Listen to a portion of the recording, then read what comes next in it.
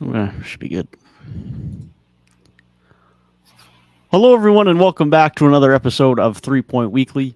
Today, we are going to discuss and give our thoughts on the NBA Finals that have ended not too long ago. Discuss some of these crazy rumors we're seeing now in the offseason as we're recording this. Now, just as Bradley Beal has had his team list be shortened to 2 teams, we're also going to discuss the new hiring of the Raptors head coach. We're going to mention the John Morant suspension and discuss how we'll think that will impact the Grizzlies' upcoming season. And then, of course, the draft's less than a week away. So we're going to talk about the draft. We're going to have a mock draft for the first 14 picks of this year's draft, and we'll follow that up with a Jeopardy matchup between Gabe and Tyrik. But starting back to those finals, I'll get your thoughts first, Gabe, who has just woken up from a very deep slumber. Hey man, Man is ready to roll. wait, hold up. and, Put and his give his business out thoughts. there. He's here and he's ready to give his thoughts on what was a relatively quick and comfortable finals win for Denver as they get their first win in the NBA Man, Finals in franchise history. no, bro, just why did Garrett have to do this, bro? Now then, like the next time we have a draft, congratulations to Super Mario Hoops 24. He gets to come on and really make us all look silly because we had our little wager of who was gonna win the finals, and we all three picked different teams. And none of us won. And we really had three chances. And to me, that really just shows how special this Nuggets run was, man. Like, yes, they were a 1 seed, but none of us really expected them to do this. And the fact that it wasn't even like the thing where, you know how they say almost every ring can get an asterisk and there's like something that happened? For me, this Nuggets run is like one of the least case scenarios of that happening because when I look at this run, there's not really much I can say to discredit it. It's like they really went out and they were just the better team on the floor versus everybody they played. And yeah, you can look at like the seed numbers of who they played, but at the end of the day, like teams like the Suns and the Lakers, like those teams completely changed their entire identity halfway through the season. So the nuance of who those teams actually were versus what the number next to their name said don't exactly align. And even with the Miami Heat, like they played not very well the entire regular season. So yeah, they were an 8 seed, but the team they were in the playoffs, what the depth guys were doing on that team, especially throughout the Eastern Conference, like was not the same team. So a very impressive run for them overall, where it just seemed like every guy from 1 through 8 really stepped up in certain moments, and they deserve it. That's really the easiest thing I can say is they definitely deserve it. As far as how interesting the finals was to me, I will say I was a bit more on the okay, it was kind of boring side. A couple games were fun, but like the games where it's just Denver has control from minute 1 to minute 48. It's like yes, they do play great basketball and there is entertainment value to be had here, but at the end of the day, that drama of like who's gonna win this series? Well, I mean, like about halfway through, you just kind of knew it was over because for Miami to win this series going in, you knew Jimmy Butler was going to have to be special. And unfortunately, since about halfway through the Knicks series, he just wasn't that. They somehow managed to get through the Celtics just with the rest of the team playing really well. But here in this series, where, Gabe Vincent and Max Strus really came back down to earth, were not the same guys they were in the previous series. He needed to step up big time, and he just didn't. And that seemed to be a consistent thing for about 7 or 8 games at that point. And so you just kind of come away like, well, without that, they don't really have a chance. And they didn't. It was over quite quickly, quite smoothly, and now we're in the off season. Yeah, it's unfortunate that the finals was kind of short-lived, but like you said, Gabe, it just shows how dominant Denver was in the postseason, and the narratives around like there's the seeds that they played. It has to stop, man, because one, a lot of people, including people on this podcast included, picked the Phoenix Suns over the Denver Nuggets, anyways, and a lot of people were probably picking the Lakers too, and Miami went through Boston. They went through Milwaukee, the best 2 teams in the NBA during the regular season. So you can't fault them for playing the A seed in the finals. They handled business. That's what you get when you're a 1 seed. You kind of have, the advantage in that right. So, they handled business, man, and they really looked so different from like the regular season where we were kind of iffy on them being a true championship team. to in the playoffs where they just look like the best team from the start to the finish. Like in their first round series, they looked like the best team. At points in the Phoenix series, they really were able to close them out, and then they dominated the Lakers, dominated the finals. So you got to give them credit, man. I was really impressed with guys like Christian Brown, Bruce Brown really stepping up and having big games on the road. I felt like that was really where the series really shifted to where, okay, Denver's definitely winning the series for sure. After the first 2 games, Maeve gave the Heat a little bit of hope. And it was really the difference between role players for Denver playing well and then Miami's role players kind of coming back down to earth. And Jimmy Butler never really having that kind of game that we were looking for him to have. So it was tough for Miami to see their role players just kind of, dwindle under the pressure. But you got to give credit to Denver because guys stepped up. Jamal Murray really stepped up as like a facilitator. And Jokic did dominant things like he's been doing for the past 3-4 years. So they deserved it, man. Now we're getting the talks of like, can they run it back? Is this going to be like the next NBA dynasty? I don't know about all that, but the fact that they were able to get a ring this season when, a lot of people had doubts about them was very impressive. Yeah, I'm glad you mentioned Jamal Murray and his playmaking over the last few games of the series because even though his shot was not falling, he still found a way to be extremely valuable. Of course, you mentioned Braun and Bruce Brown being very impactful. Aaron Gordon did his thing throughout the finals. As a unit, they were just the better team, where Miami had some individual performances at times, but the role guys didn't show up. Jimmy Butler didn't show up enough. You could argue the only guy the guys who played as well as they could have in that series was Kevin Love at points. Certainly Kyle Lowry through the majority of it, and Bam Adebayo I was really impressed by during that NBA Finals series. Especially in the offensive end, it showed a lot of optimism for where he can grow on the offensive end moving forward. A big sticking point for us and a lot of people has been his lack of aggression on that end of the floor over the last couple of years, and that showed out much better than it ever has during the biggest stage of the NBA. So that was very impressive to see, but ultimately, Jimmy just wasn't the same, and the only way Miami were ever going to win a finals is if Jimmy's going to be in those top 10 player in the league conversations. He did not play at that type of level in the NBA finals, whether that was partly due to injury or not. Jimmy definitely isn't going to own up to it and say it's an excuse, and respect to him for that. He battled as much as he could, but ultimately for Miami getting to an NBA finals without Tyler Hero again for the majority of it, which hasn't been talked about nearly as much as it probably should be, was very impressive for them, was certainly not expected, and was definitely a more than successful season for them, considering we all thought they were going to be right where they were at the regular season, hovering around the play-in tournament. And they turned it up in the postseason and did what they needed to do. But full credit to Denver. They were the best team throughout the majority of the regular season, and they proved us all wrong on this podcast that they were indeed built for the postseason and were able to get that first ring. Yeah, looking at both of these teams moving forward, it really does seem like Denver can stick around for a while. Just most of their core pieces are still pretty young, and so there's not really a lot that they're gonna have to do to like replace these guys and build like a second core around Jokic to like extend their championship window. It can really be the same guys for a long time, and especially the way they've stepped up and just played different roles very well. Michael Porter going stretches and even full series where he just barely misses shots. I mean, Aaron Gordon locking down the other team's best player pretty consistently. Jamal Murray being an absolute superstar in the playoffs. And I think we can say that confidently now that he is a playoff riser, plays just way better, not even the same guy really. They have something special here, and there's no doubt about that. I think the interesting conversation is more so about the future for Miami, because you think about Miami and it's like, I don't know if I ever see them getting back to this point. But then you think of it in that context, and we've been saying that since 2020 of, I think this is where they peak. I don't think they get back to this point. And now it's, this is their second finals in 4 years. One of the years they didn't make it, they were a Game 7 in the conference finals, so a game away from making it. And the year that they did poorly and went out in the first round, they went to the finals, and it was the shortest offseason in history. And the other finals team that year did the same thing. They went out in the first round. So looking at their future during this Jimmy Butler era, I don't know what their offseason holds and how they change things, because some guys on that roster are a lot older, like a Lowry, like a Love.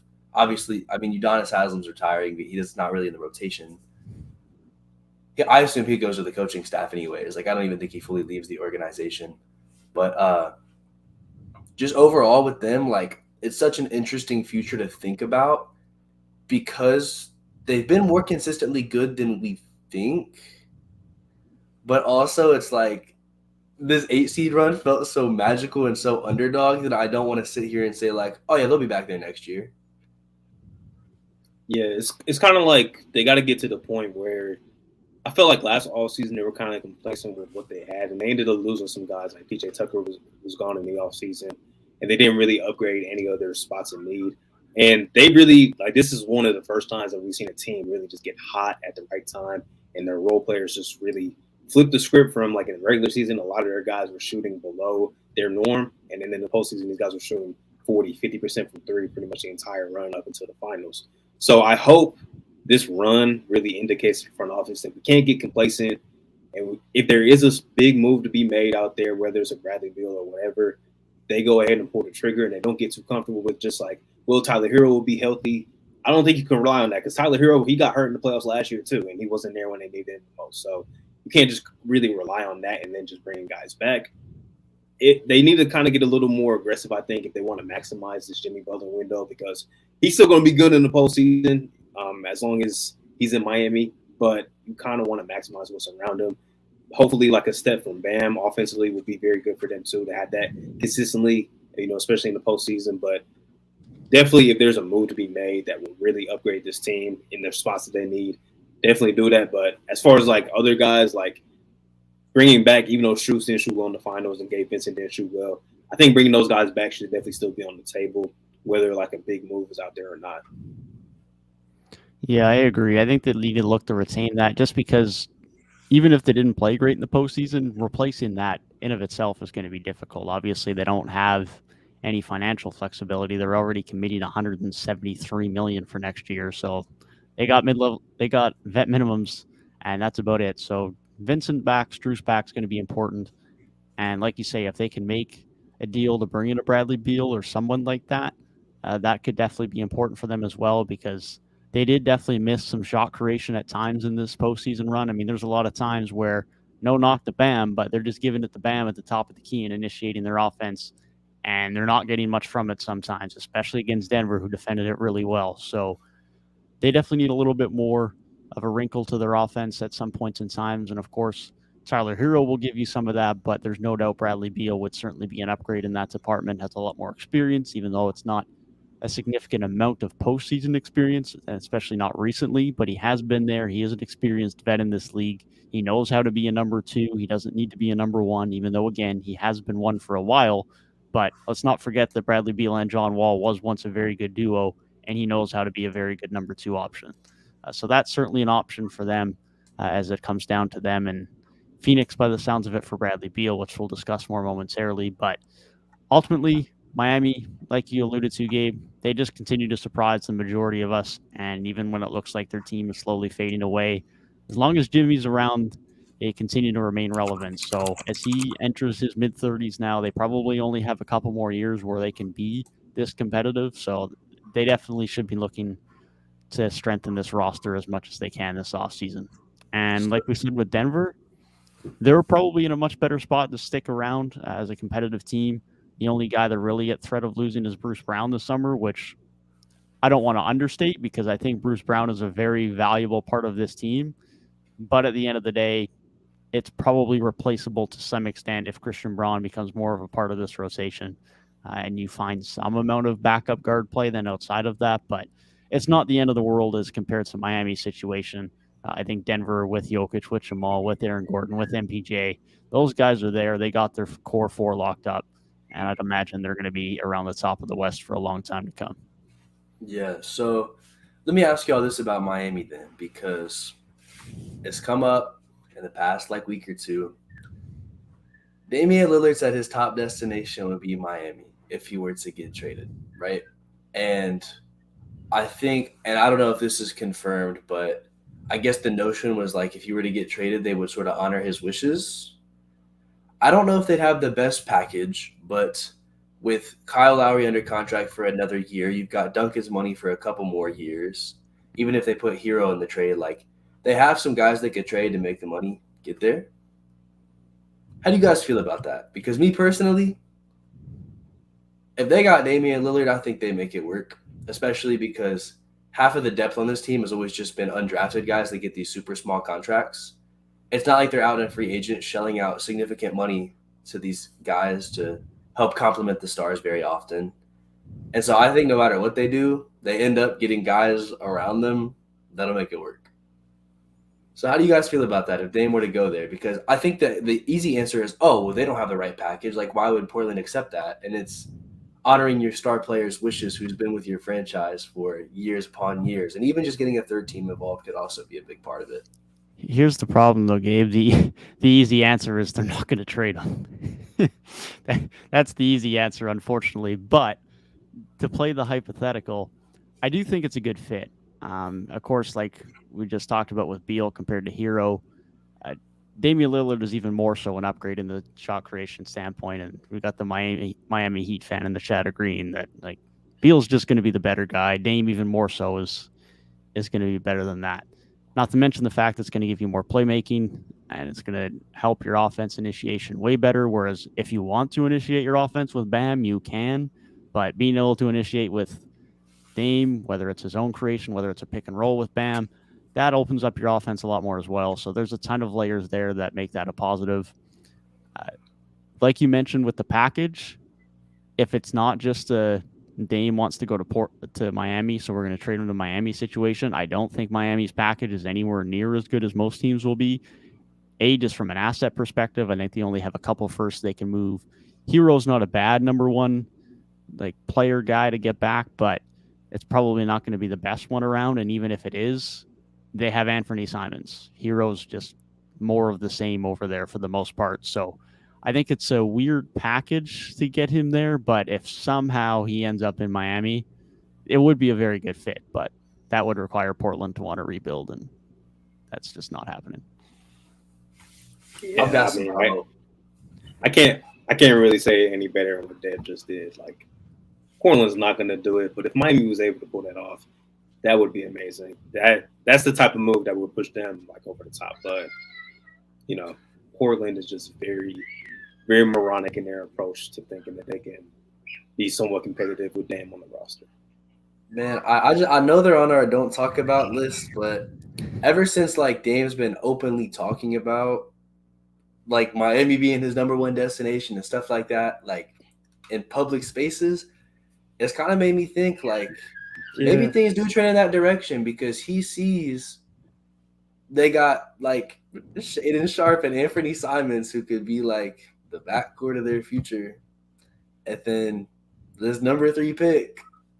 And imagine Charlotte takes like, dude, if Charlotte takes Brandon Miller and they get Scoot, bro, like where does I know he's a superstar, but like where does he fit into their future? Because you just say Scoot Simons. Now you're thinking like a logical front office though. That's the problem. That's the issue. At a certain point though, it's like you gotta pick one or the other. You have to pick one or the other. So are they trading the pick? Yeah, 100%. The owner is picking butts and seats. That's what he's picking, and that means Scoot's not butts and seats. Not in Portland. Not when the option on the other side is Dame. The alternative is your greatest player in franchise history, who's in his prime still. Dude, I think getting a trophy. I think Gordon. Dude, it's like I feel like it's like Indiana, bro. Like they were solid, and it's like, oh, being a 4 seed is gonna put butts in seats, and then they like were kind of mid, and then they were like, yeah, like we don't need Sabonis all that. They bring in Halliburton, a nice young star who continues to put butts in seats. Yeah, you trade Dame, but you bring in Scoot Henderson, bro. People are gonna show up to watch games. Indiana is actually like bottom 5 in like capacity.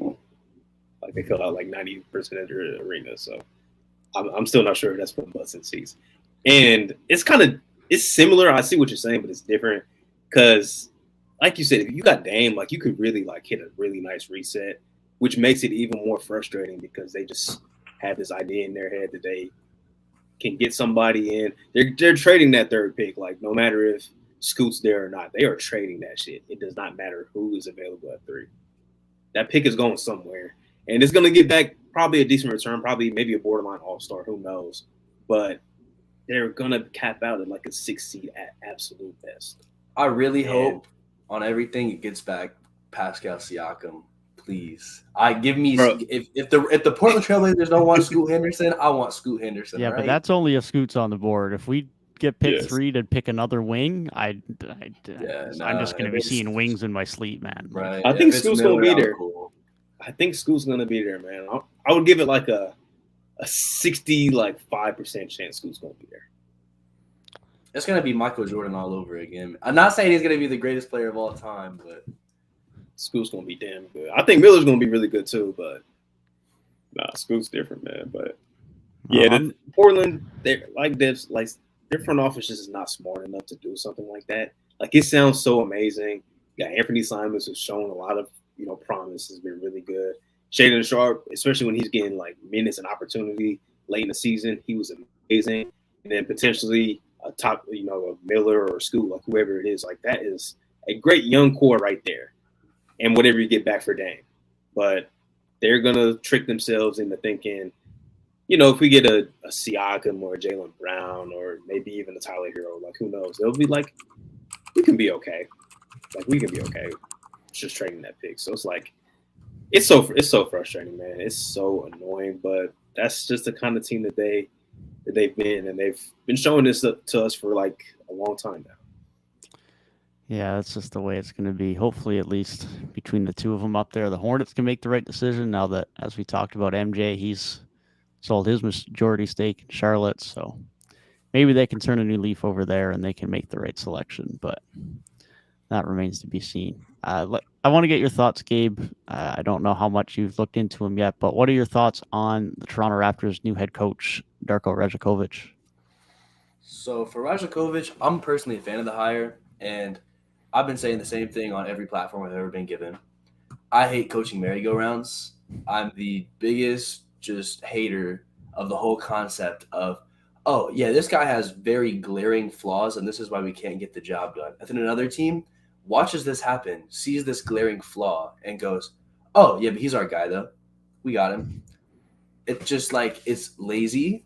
You're not taking a chance on somebody, and you already know what your ceiling is just right away. Like, sure, there's sometimes that a guy is just a better fit one place than another, but it's like the same guys getting like 3-4 head coaching chances. And it's like bringing in somebody new oftentimes I feel is just a better idea, because you can prove me if I'm wrong, but at least the feeling I get is that most guys who go on to have really good coaching stints and lead teams to a lot of like titles and things like that are usually in their first head coaching stop. I think like Steve Kerr, this is his first head coaching stop. Like Spoelstra, I think Popovich, like all the best coaches are usually in their first coaching stop. And, Nick Nurse won a ring in his first head coaching stop. So it just proves even more. I like taking the chance on new guys, and especially him coming from a team like it's the Grizzlies, right? Just to make sure I'm not wrong on that. Yeah, from the Grizzlies. I like that especially because it's a team that had a lot of guys, a lot of depth, and being under that Taylor Jenkins system, I think it's a good place to be because they were a young, run, hustling team. I like the chance. It's from a good organization, a good system, a team that has notoriously outperformed our expectations for them year in and year out for the past couple of years. And so for a team like the Raptors that I feel like also has sort of had that identity for a couple of years of outperforming expectations, who now the past year or so has been really underperforming, it's a nice reset. I like it. And while I'm not too familiar with his X's and O's, as far as just taking a chance on him, I like it. Yeah, that's kind of where I'm at too. I like that it's a fresh face. I like that it's outside the organization. It was time for a change. Obviously, Nick Nurse was a great hiring at the time, but we've been within the organization for a while now. Our own guys are getting picked to go coach within other organizations. Of course, Adrian Griffin being the most notable as of late. Chris Finch has gone. Nate Bjorkgren has gone. So it's nice to go outside of our own coaching tree and get a fresh face in there. Of course, now we're getting a few new assistants with that as well. And from what Darko has done, from what our assistants are being hired to do now, it looks like we're hiring a lot of guys that are developmentally focused. And although I don't think we're going towards a complete rebuild, I do like the indication that we are bringing some guys in that are going to help with a bit of a retool with some new young guys coming in between the development of Barnes, the development of our first round pick this year, the development of Koloko. We have some young guys that are going to be instrumental to us moving forward that are going to need those types of guys around. So I like that much as far as the types of guys we're bringing in, specifically Darko. The other nice thing is that specifically on the offensive end, it looks like Darko wants to play a very different system than Nurse has, where Nurse was a very slow team, a lot of isolation, a lot of pick and rolls, terrible half court offense. Now, part of that is personnel, but part of that is the fact that we just had no ball and player movement on 90% of our possessions. Darko has already come out and said that is just the complete opposite of how he wants to go about things. He wants to have lots of ball movement, wants to have lots of player movement, and has also talked on the defensive end about not wanting to just leak corner threes, which I'm sure Gabe will also know there's way too many corner threes that live rent-free in our head over the last couple of years that just get leaked night after night. So it definitely looks like there's some things that'll be addressed that have been sore points of Raptors fans as far as how coaching has gone over the last couple of years. And of course, there's going to be growing pains. It's a young head coach. It's a rookie head coach. I think he's only 44 years of age, but he's got a lot of experience in the league. And as a fresh face, I like what he could potentially bring to the organization. Yeah, pretty much like those are a lot of the points that I heard like when I just did like some brief research on him. But I just want to see how this affects like Scotty Barnes' growth as a player, because he's supposed to be like, the next franchise guy. And I just want to see like, him in like a more up-tempo offense, I think will be very effective for him, because he's best when he's just like in the open court, because he's such a good finisher, such a, big wing. I just want to see how his development really goes, and hopefully like he's the focus of that, even if it's not a full rebuild, like you said, like a slight retooling, whoever you guys select, the lottery pick this year. I think it shows a lot of promise. And like Gabe says, I love just seeing a new guy getting his first opportunity. And from what we've seen, like especially like from good organizations like the Grizzlies, who have been very good over the last few years, I think this is a very good hire. Definitely wasn't on like our radar when we talked about the Raptors head coaching situation a couple weeks ago, but definitely seems very promising. And I'm excited just to see like how the young talent is able to develop under him. Yeah, it's a good sign as well, and especially with the point about bringing in more development-based assistants. It's like the first domino's already fallen, and it could show some promise toward the future. It could show some promise toward the future of this roster.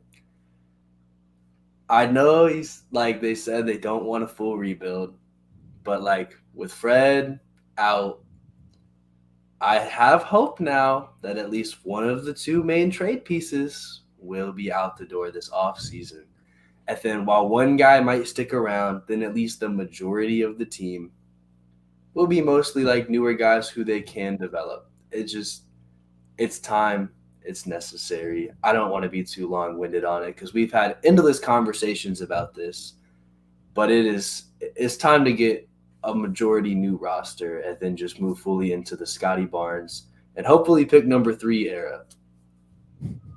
Even if it's not pick 3, I would just like to see y'all trade up for another lottery pick if possible. Yeah, another lottery pick would be nice. I think there's been talks too of like trading back a bit and getting like, I don't know what actual picks would be, because I'd have to know what teams have multiple picks, but say like pick 17 and 27 or something like that. There's been some discussions about that being a possibility, just to have an extra pick, because I don't think we have a second this year. So that could be an option too, which maybe if they see a guy who starts sliding, but that remains to be seen. I want to ask you though, Gabe, while you mentioned Freddie opting out, do you think there's any chance he resigns, or is he just out the door? Absolutely not. No. I think at this point, like, it's just not a good fit on either end. The Raptors really need a true playmaker at that one position. And when there's just so many wings on the team, like that 2 through 4 is probably always just going to have enough guys that are already on the roster. So until they thin that out, you're really relying on that one spot to get your playmaking. It's not like you can just have like another guard in there next to him, really, with the way the roster is currently constructed. And so it's not really the best fit for the Raptors just based on that alone, because, yeah, like Scotty has the ability to progress as a playmaker, but I don't think he should be the guy you rely on as your primary playmaker on a good to great team. Whoever they end up bringing in to replace him, I'm not really sure. I'm hoping somewhere in the draft, or maybe they can find somebody in free agency that can really come in and just focus on playmaking. If he has some good defensive chops, if he has some good scoring chops, cool. But like, I do think we have a fair amount of that on the roster. It's just somebody to really control the flow of the game, since we've been missing that ever since the Kyle Lowry trade. On Fred's end, his game fits best as the off guard. That's how he became a great, impactful player in this league. That's what he did in our finals run. And that's just always been how he's best utilized, as the off-ball guard who he can dribble, he can go score, especially if you leave him in while your starting point guard is out. However, him just being the guy who can catch and shoot, who can, just change up the offense and be that complementary guard, I really feel like that's just what he needs to do. And even if it's not a complementary guard, because I see things like, if he was on a roster like the Lakers, they have a primary ball handler already, and like a LeBron James or something. And then you can pass out to Fred, or while LeBron's taking some minutes off, Fred can run the offense for a little bit. It feels like a great fit. But as far as him coming back to the Raptors, no way. What do you think, Dev? I think there's a chance. I don't think it's that high of a chance, but I think there's definitely a possibility. I mean, the unfortunate reality is if Freddie walks, we're without a point guard. I mean, Malachi Flynn is not your starting point guard next year. At least I pray he's not. So something needs to happen. Whether that's a guy in the draft, possibly, but there's not really a true point guard in and around that range other than maybe Hood-Schifino. Like Coulibaly's probably not going to be a true number one guy. Case and Wallace, you could make a case, could be a true point guard, but even that's up for debate whether you want him as a primary or secondary playmaker. He may not even be on the board at that point. So there's not really a ton of true point guards in and around that range, which makes things a little bit interesting, not to mention the fact that whether they're ready to be a day one NBA starting point guard for a team that's probably still going to look to make the play-in tournament next year is a little bit dicey. So they're going to be in a situation where they're probably going to have to give Fred an offer just because they feel the need to, because they don't have a ton of financial flexibility, but they are going to need a point guard, because otherwise they're looking at a Gabe Vincent at a mid-level exception or a Javon Carter. And this is for a starting point guard role. So they're definitely far from an ideal situation. Outside of that, you're looking at a point guard back for a trade if you're trading one of Siakam or OG, or if you're signing trading Freddie, depending on where he goes, which then, of course, brings up the D'Angelo Russell rumor, which I don't think any Raptors fan wants. So they're not in an ideal spot for the point guard situation. That hasn't been untrue for a while. Like, as you mentioned, Gabe, Freddie's always been best at the two, and it's been a better fit at the one over time. Freddie's got better with his passing, better with his playmaking, but he's always going to be better as a primarily off-ball guy. That remains true, and the Raptors are going to be in a weird spot to try and figure that out next year, because like you said, since Lowry, it's been a tough spot at the point guard position. Yeah, definitely just depends on how the draft goes. That's why I like to see you guys like try and trade up into like maybe the top 7, 8. If a Thompson twin is there, or if the Sora Thompson's there, like that would maybe be something to take a gamble on, as like a primary playmaker.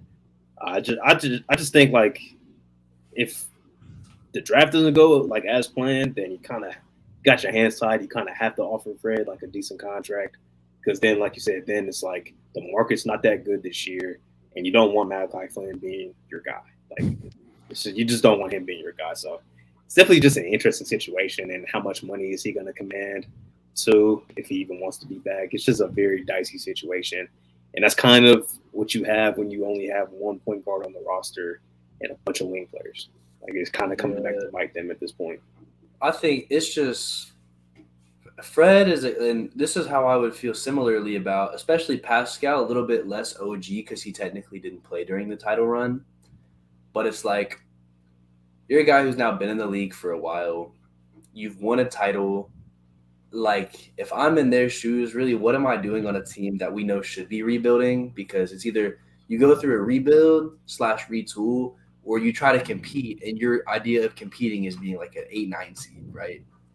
So at that point, like, as a player who's been around for a while, who's already won, what are you really there for? If you have, like, if your idea of the upside of the team in a couple of years is like, oh, then we can be competing for titles, okay, maybe I do stay around for a little bit and trust the process. But as far as just keeping the exact same guys and the exact same core, Well, if Fred comes back, he probably knows, oh, well, now OG and Pascal, they're probably not going because we're not trending towards a rebuild at all.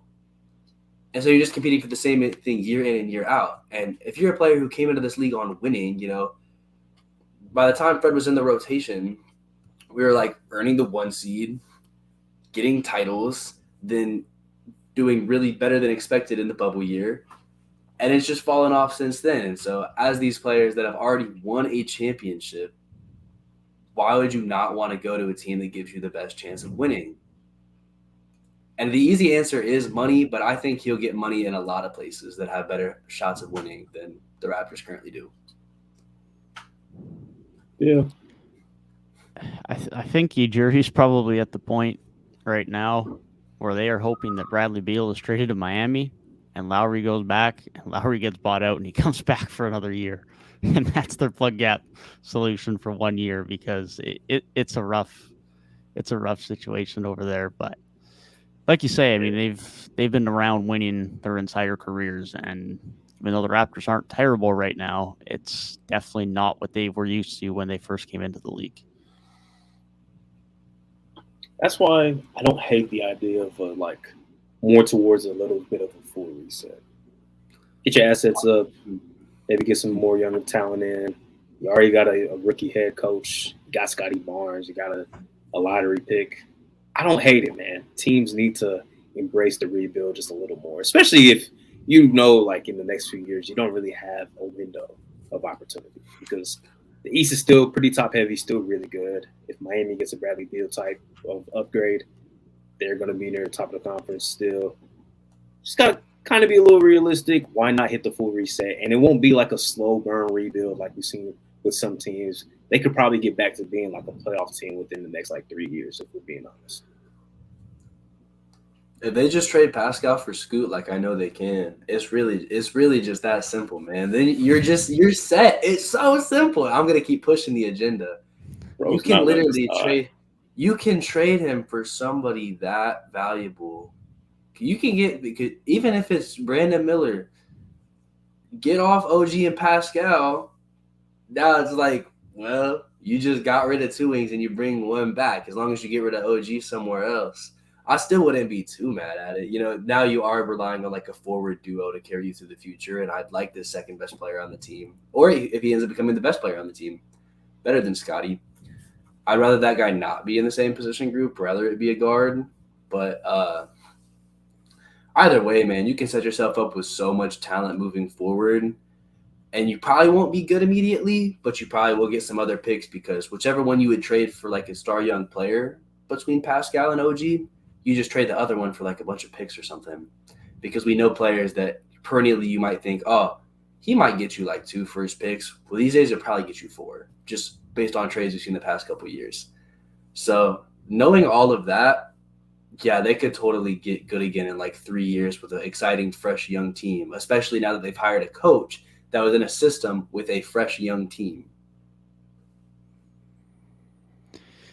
Yeah, you got 5 more days to try and convince this front office to get Scoot for us because it's getting down to the wire. But, man, a rebuild would be nice, but I've just accepted at this point that this is not going to happen. Yeah, Masai got too much pride for that.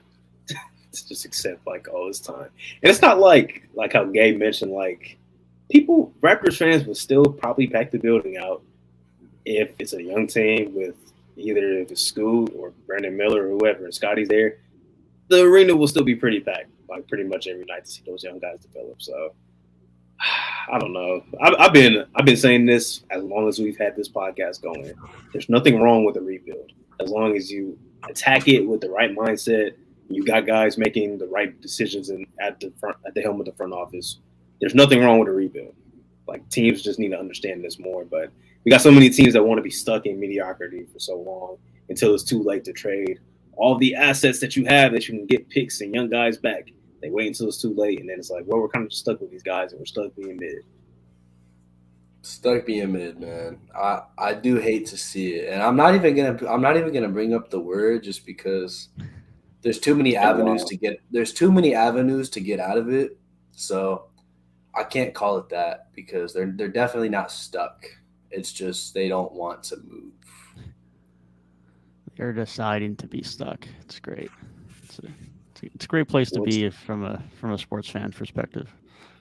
Dev's favorite saying when it comes to teams, they need to pick a direction. Pick a true direction, stick with it. And Toronto's just kind of like, they want to have their cake and eat it too, which is just, it's not really possible in the NBA, man. Like, we've seen even the Warriors can make it work with, well, we still want to be a championship team, but we want to be able to have Wiseman and Moody and Kuminga.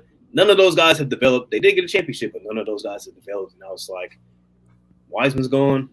Kuminga's in trade talks. Moody's probably next to. Like, you can't have both sides of the fence, man. You kind of got to commit to one thing or one thing only.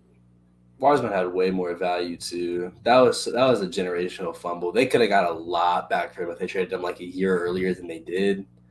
They're getting a decent, and you put him like with another one of the young guys, especially if they put him with Kuminga, that gets a pretty decent return. At this point, if you put him with Jordan Poole back then, you would have got a massive return, and we see how that played out. I mean, not that we knew that Jordan Poole was going to have a fist fight with Draymond and then kind of regress a little bit, but they had so many avenues. I mean, we were talking about Wiseman plus Kuminga and or Moody packages for OG. Like, that was the type of value that those guys possessed, and you end up trading the second overall pick for Gary Payton, who was barely healthy.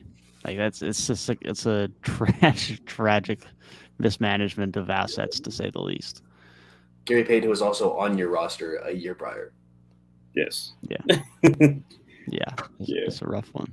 It's a rough one. Yeah, but they could look back at that and be like, "Damn, we really messed up badly." Like, no, they did. If the post Curry years don't go like too well, they might look back at that like, "Damn, we really have to." I don't know though, because like anything they would have traded, I think just extends the Curry era. Like trading those guys, whatever they were going to get back was just going to extend Curry's championship window. I feel like they would have to pull off something special to make those years not feel good, especially if it's like a situation that I think is very likely where at least two out of their big three guys that have been there for the past decade, if like two of them retire as Warriors and they never get to that chance where it's like, oh, we get off of them now for like some assets and like kickstart our rebuild a little bit. I find it hard to believe, especially now that they're going through a front office transition right now, that they get to a point where like those years are the most smooth. But I think that's kind of okay because they've been a dynasty. Like there is going to be that downtime after you buy in for that long. Yeah, but maybe they could have done something like, this is all hypothetical, but like kind of how like the Lakers' idea was with Anthony Davis is like, well, when LeBron gets older, retires, AD should still be in his prime, and we can just ride with him. Like maybe like they could have explored that avenue potentially. It's all hypothetical, but I'm just throwing that out there. So it's like, yeah, when Curry's like 40 and he's only just coming off the screens now for a living, we'll still have somebody that's like probably hitting the stride. He's in his prime now that can carry us and still be a very competitive team. When it's like now the post-Curry years, what would that look like? Like, how is that going to look? Who knows? It's all up in the air because Wiseman's gone. Moody's shown like maybe the most consistent promise, but he probably caps out as like a really good role player. And then Kuminga is like 1 minute he's playing, he looks really good, and in the next 10 games he's getting DNPs, or he's only playing when it's a 30-point game. Like it's so confusing how they're managing them. Maybe a new front office will look at it differently, but who knows? Yeah, I don't even think that's like something you even have to think about for like 3 years though, because at this point, like the way Curry's game will age, and yes, this is coming from a fan perspective, but I think they're cool. I mean, they were like a second round out in 6 last year, and there was some underlying issues with that team that I feel like they can make moves this offseason to just reinforce a little bit and come back and still be strong. Like, I think they're still going to be at least a fringe contender for the next couple of years still. I wonder what moves are going to be out there, man. That's definitely going to be a very interesting team to watch this offseason. And we know Bob Myers was never like the most aggressive when it comes to like making trades and stuff. So, we'll see what I think Dunleavy's the new guy. So we'll see how that looks. Yeah, it'll be interesting to see. I think unless Dante wants to take a pay cut, he's pretty much gone. So they already got to replace that depth. So they're definitely going to be probably a team to look to make at least one trade this summer, I'd imagine. It's like you're kind of getting to the avenue where it's like you got to start thinking between Draymond, Poole, Clay. Like you're getting to the point, especially with what me and Dave were talking about earlier, the new CBA coming in. You got to start thinking about, can we get off of these, guys that have not so favorable contracts with Clay and Jordan Poole. Poole probably has the more value, I feel like, just because you can still see upside and you can still see him like being a really good player for your franchise. We know that Clay has peaked and is now on the way down.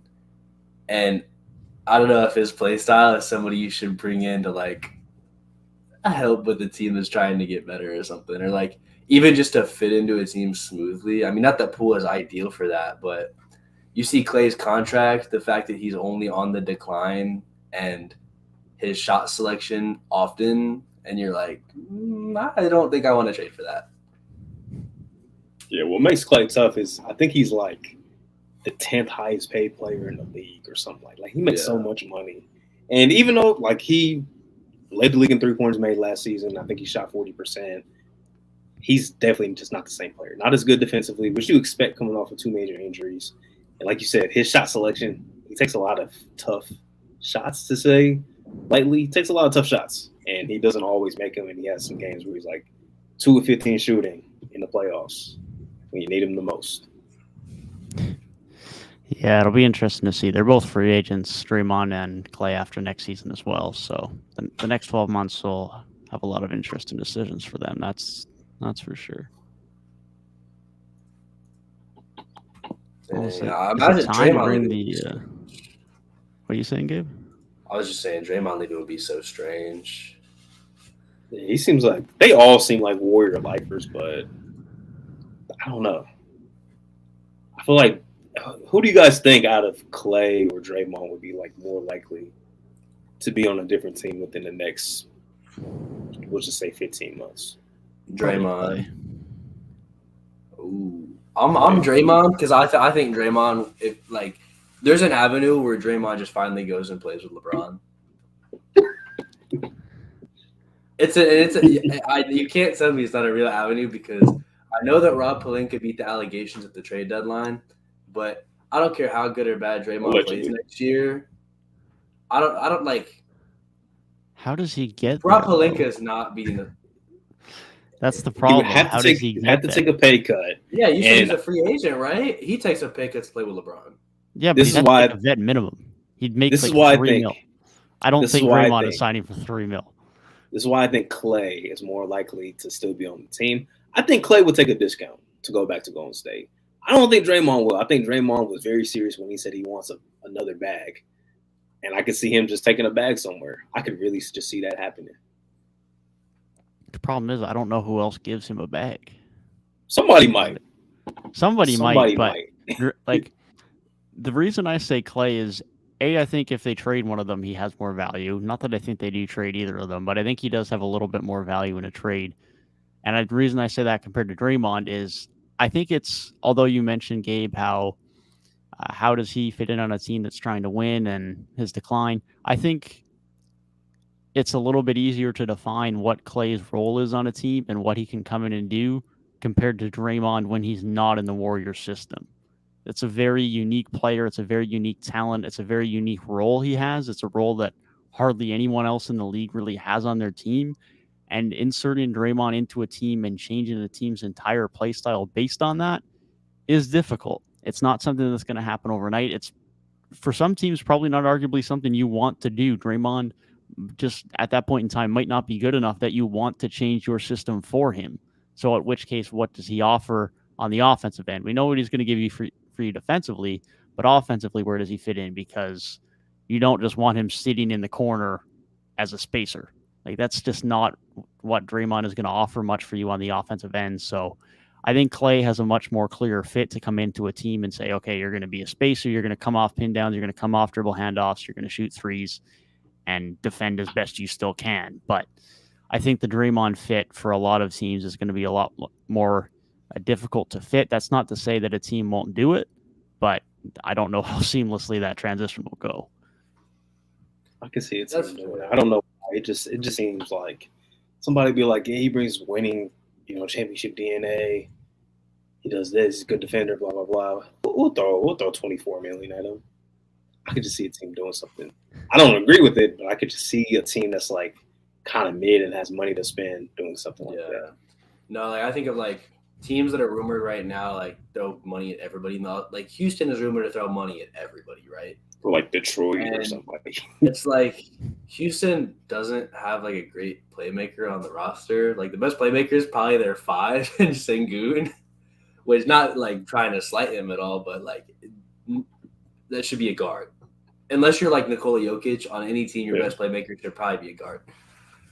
So if they're like, yeah, let's bring in Draymond because we just have 2 guards that just want to like have AAU scoring highlights, then okay, now you bring in Draymond and he can kind of facilitate the offense while our 1 through 3 can just take shots, move Jabari to the 3. If he wasn't already playing there, I don't know exactly what their lineup looked like for the whole season. But yeah, so you just throw him. I think like if the Rockets don't sign any big free agents, I could see. I mean, they're gonna have another draft pick too, but that sounds like a good idea until you remember that Draymond punched Jordan Poole in the face, and we know what Houston's team is like right now. And I'm just not envisioning Draymond in that culture right now. That's I know it's a new coaching staff, and there'll be somewhat of a new culture now, but I don't know if Draymond can handle that. That might be a bit too much. Nah, bro. That's why it fits, bro, because Ime gonna let him do it, man. Ime is gonna be like, yeah, you can't rough them motherfuckers up if you want. It might be the only way to get them rolling and into real NBA players. I don't know. Houston is so interesting, man. They're clowns, bro. Houston. They might be must-watch basketball whether they're a 16-win team or a 36-win team next year. Yeah, no doubt. No, I think they're must-miss basketball. I'm watching just to see if there's any drama. Just to see. If they got Draymond Green on that roster, so I would watch. I would definitely watch. Over-under games before Draymond completely blows up. 5. How many games into the season did it take James Harden to be like, I've done everything I can for this franchise. It's just not enough anymore. 10. Was it 10? I felt like it was like 6. 10. No, it was 10. Yeah, that was funny because Harden missed all of training camp. This is peak COVID. Mans was out at a party, just doing a whole bunch of shit. And then came back, first game of the regular season, dropped like 44 and 18 assists. The most James Harden shit ever. I don't understand what you. I guess it's just because he had the ultimate green light in Houston, but like, yeah, that's just it's like he for real. The second he left Houston, bro, he was not doing that no more. Up until the hamstring injury, he was still really elite in Brooklyn. He was really good. It's just like I feel like I didn't see that many of those just absurd James Harden stat lines, which I guess is more so just you play with Kevin Durant. Well, like remember there was that time like when right around when he first got traded there because they never played together really, him and Kyrie and Kevin. But there was a stretch like late January to like February where Harden was like right in the middle of the MVP race. It was like him, Bron, Jokic, because Harden went there was hooping and they were still winning games. And then I think he got hurt. I think he got hurt too, which kind of killed that. Yeah. It was such a weird season because they had all 3 of those stars in the roster, and all 3 of them played like a significant amount of games. It was just not at the same time. Not together. One of the most interesting teams to look back on in 5 years, to be honest. Kind of interesting to look at right now. Like, there's just such a weird, and it was so recent. How it all ended. And just like if KD and Kyrie didn't get traded this season, like, why couldn't they made that run that Miami had? Because they were playing really good basketball.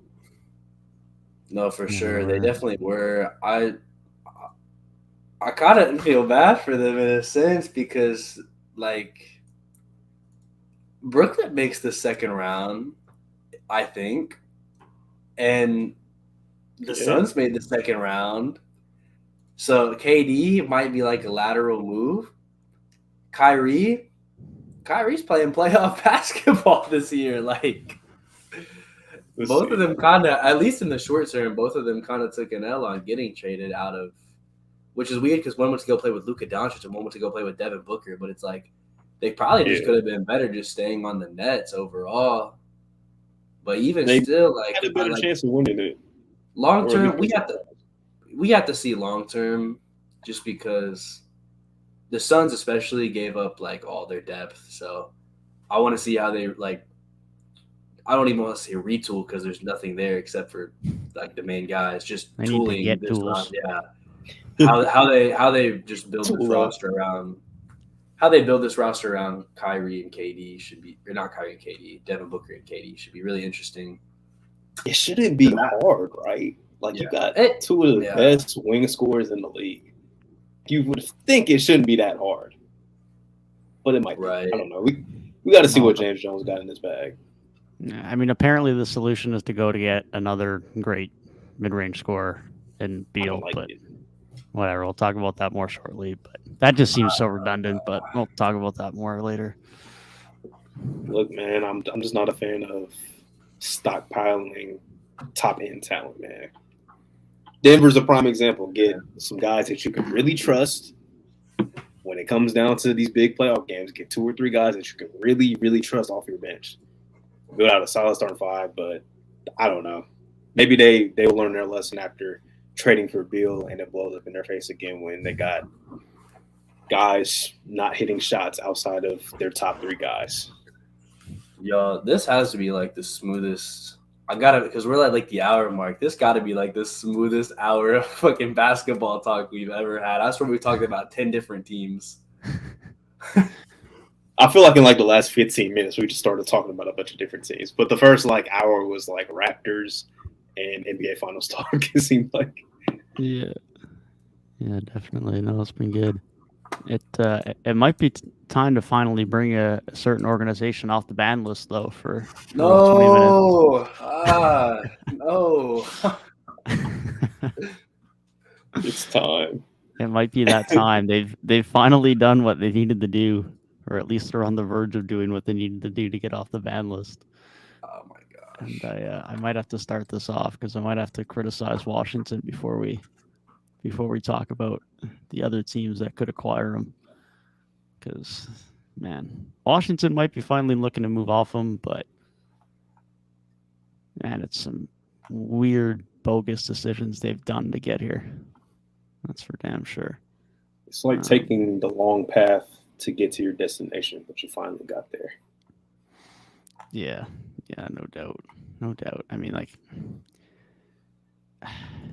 they've gone now from like they just gave Bradley Beal this contract 12 months ago. You give him the no trade clause. You make him the second highest paid guy in the league. And now 1 season later, where you did about pretty much what everyone expected, you decide, okay, now we finally don't want butts and seats and we're ready to move off of him.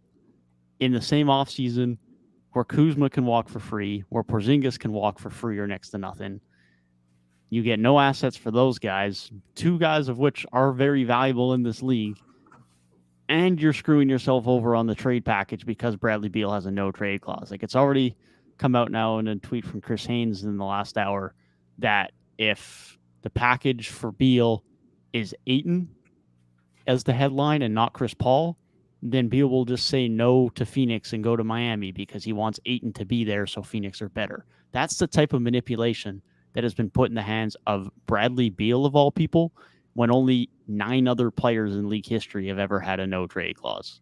Like it's an outrageous deal from the start. We knew it when it happened. It's gotten even more ridiculous now that they decided to move off of him 12 months later. Great for whoever gets him because they're going to get him at a discount compared to what it should be. But I mean, hey, Washington might finally get a rebuild, but it ain't going to be with a ton of future assets that we all thought it was going to be when they did it, because Kuzma might walk for nothing. Porzingis might walk for salary filler and a first and a sign and trade. and Beal's going to walk for pennies on the dollar compared to what you would normally get for him. The asset management is just bad. It's really bad at absolutely catastrophic levels. And let me tell you something about Bradley Beal, man.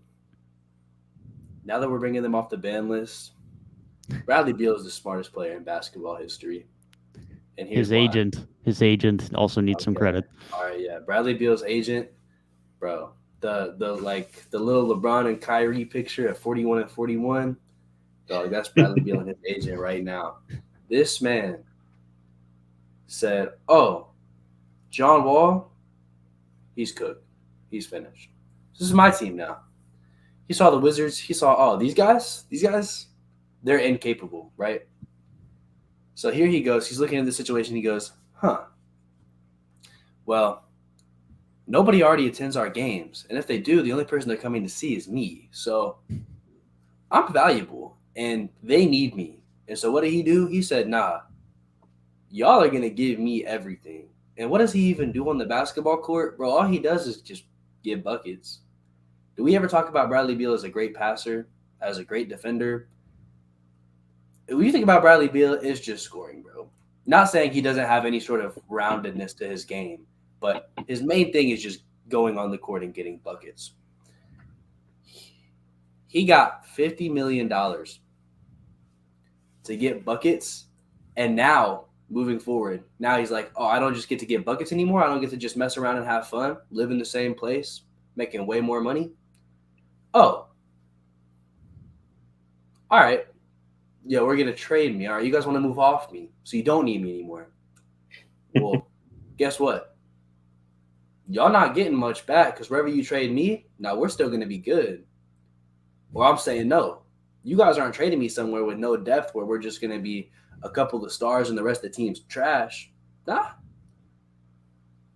I'm going to win. Either I'm going to stay here, not have to move, chill, make $50 million and just mess around and get buckets. Or I'm going to go win a title because the team you trade me to ain't giving up nothing. He's a genius. He's a genius. Whatever conversations him and his agent had, this might be one of the biggest finesses I've ever seen in the history of sports. They really play some chess throwing in that no trade clause. Like it doesn't make sense. Wicked. It does not make sense. And what makes it even more frustrating, like Bradley Beal's still pretty good. Last couple seasons, he hasn't been as good. He's been injured. Obviously, the contract makes it look even more nasty. And he hasn't played playoff basketball since, 2021? Before that, hadn't played it in a couple of years. Hasn't been an all-star, I think, since 2021. I don't know. It's dicey, man. It's very dicey. It's very unfortunate that the previous regime of the Wizards, I think that was Tommy Shepard that was in there, gave him that contract, traded for Porzingis, didn't trade Kuzma, traded Rui for Kendrick Nunn, drafted Johnny Davis, who has struggled to start off his career. It's very unfortunate that this is what the new front office is walking into, the new GM is walking into. But I guess it's better that they're recognizing, look, we're not getting anywhere with this current group. We're not getting anywhere with Bill as our best guy. And they're going to have to enter one of those slow burn rebuilds where it's going to take probably 5 years to really start getting back to being competitive. At least 5 years. Like, it might take longer. Like, they might be bad like they were in the early 2010s for a while. It's definitely a possibility. So it definitely sucks, but at least they're recognizing it now, even though Bill's value is not going to be that great. Maybe they can get some picks in there for, like you said, like for him, Porzingis. You're not getting Kuzma back. It's probably going to suck very bad. It's going to be bad because you could have traded him at the deadline, got something in return, but they decided not to. So it's definitely not ideal, but at least they're starting to at least recognize this is what we got to do, and we're probably going to be bad for a pretty long time. But you got to start somewhere. They're just starting maybe a few years too late. Yeah, it's definitely a bit too late. Like you say, at least they're finally realizing it. But man, they literally picked the worst offseason to finally realize that this was the case. They literally any season previous, it probably would have been better for them if they decided to be competitive for another year, re-sign Kuzma and Porzingis, and then move them all next year. Like it's a hell of a time to make this decision, but at least they're making it. For the future of the franchise, it will benefit them. But like you say, the next 4 or 5 years, it might be pretty rough in Washington. And I mean, we're down to Miami and Phoenix by the sounds of it for the two teams that are going to get him. We talked about the Miami fit earlier. It certainly helps Miami. The package is going to be abysmal. It sounds like they don't even need to put Duncan Robinson in the package. Victor Oladipo is actually enough to match the salaries. So it's probably going to be Lowry, Oladipo, and a first for Bradley Beal, which is outrageous. In 2023, at least, this is far from prime Kyle Lowry you're getting. And if Washington's getting him, he probably is getting released. Like, they probably don't want Kyle Lowry making $30 million a year next year if they are indeed heading in this direction where they're rebuilding. Like, Lowry's just not of need for them. And then in Phoenix's standpoint, they might have a bit of a better offer if Ayton goes, but Beal might not even allow that. The weird fit then in Phoenix is, unlike Miami, they don't need more shot creation. Like, the answer is not. No one looked at them in the postseason and said that they need another bucket getter. Like, that's sure, it's not going to hurt them, but if they're losing more depth to do it, it definitely seems odd to go out and say, oh, we have KD and Devin Booker. Let's go get another top 20, 25 scorer in the league to add next to two top 10 scorers in the league. Like, it's a very interesting mindset to have. Aggressive, sure, and I'll give them credit for that. But I don't really feel that it moves the needle anywhere for them because they just don't need it. Yeah, Miami, it makes so much sense just based on the fact of their defense is usually real solid. And even looking at, like, the finals, like, it's not like the Nuggets just scored a gazillion points and that was the game. It was a lot of just Miami's offense got very stagnant. You know, Jimmy wasn't making shots. The shooters were making shots, and they couldn't just manufacture points off, like, good plays. Those just outside shots, and Jimmy's just, like, mid-range, his kind of tough shot selection. If those aren't falling, their offense really is not doing much. And Bradley Beal can come in and give you that, just at least a solid bucket getter. More than solid. I'm not giving enough credit. A very well above average, like, just guy who will get you a bucket in a tough spot like that. If the offense isn't kicking, he can get you a few and maybe kick the offense into gear. That's something very valuable that they're going to need if they want to continue their winning ways and to really extend this contending window. Phoenix, though, yeah, when they're a team that has the two guys they have and really need to build a roster around them, bringing in a guy the same skill set, it's really suboptimal. I don't know what you could say about like leveraging one team against the other, because at this point it's whatever package Bradley Beal says yes to. So, like, you can't even really take that angle. I do feel like at this point Bradley Beal just has the Suns on his list because he knows they have like two top 10 players, but probably minimum like two top 12, 13 players in basketball. And he's like, oh, I want to go play with them because we're going to be a big three and win. Yeah, I mean, it seems kind of redundant, like, just to get another, really good wing scorer. But I guess Phoenix, especially since the new owners come in, they've shown they're trying to be aggressive. It would definitely depend on what other moves they would make. But I agree with you, Gabe. Like, Miami just seems like the most optimal place for him to go, especially if you're only giving up Lowry and Oladipo. Like, yes, that's the move to go. But, we'll see.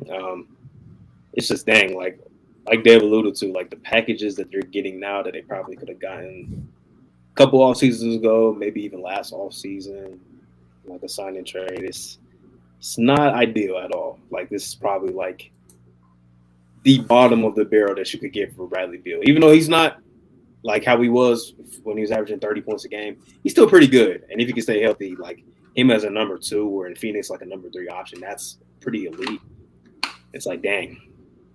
I'm interested just to see the Phoenix fit. Like, if you trade Chris Paul and Landry Shamet, you're already trying to not bring Chris Paul back anyways. Shamet's pretty expendable. What else would they do in that offseason would be intriguing. But, Ayton's still going to be – I don't know. It's just kind of very interesting to see. I didn't expect Phoenix to be that other team on the list. Not at all. Not at all. Like we said, like, it's very redundant. So it's definitely not what I expected. Miami definitely seems like the fit. It'd be pretty crazy, though, if within the span of 4 years, Miami are able to pull off Bradley Beal and Jimmy Butler for Josh Richardson, Kyle Lowry, Victor Oladipo, and a couple firsts.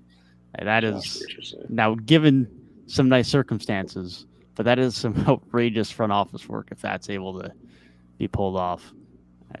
But yeah, at least Washington are making, like we said, are making the right decision. They're making the right direction. Timing, not ideal, but at this point, eventually they had to go this way. And I'd imagine at this point now, if not sooner, at least by the draft, Bradley Beal is probably finally no longer a Washington Wizard.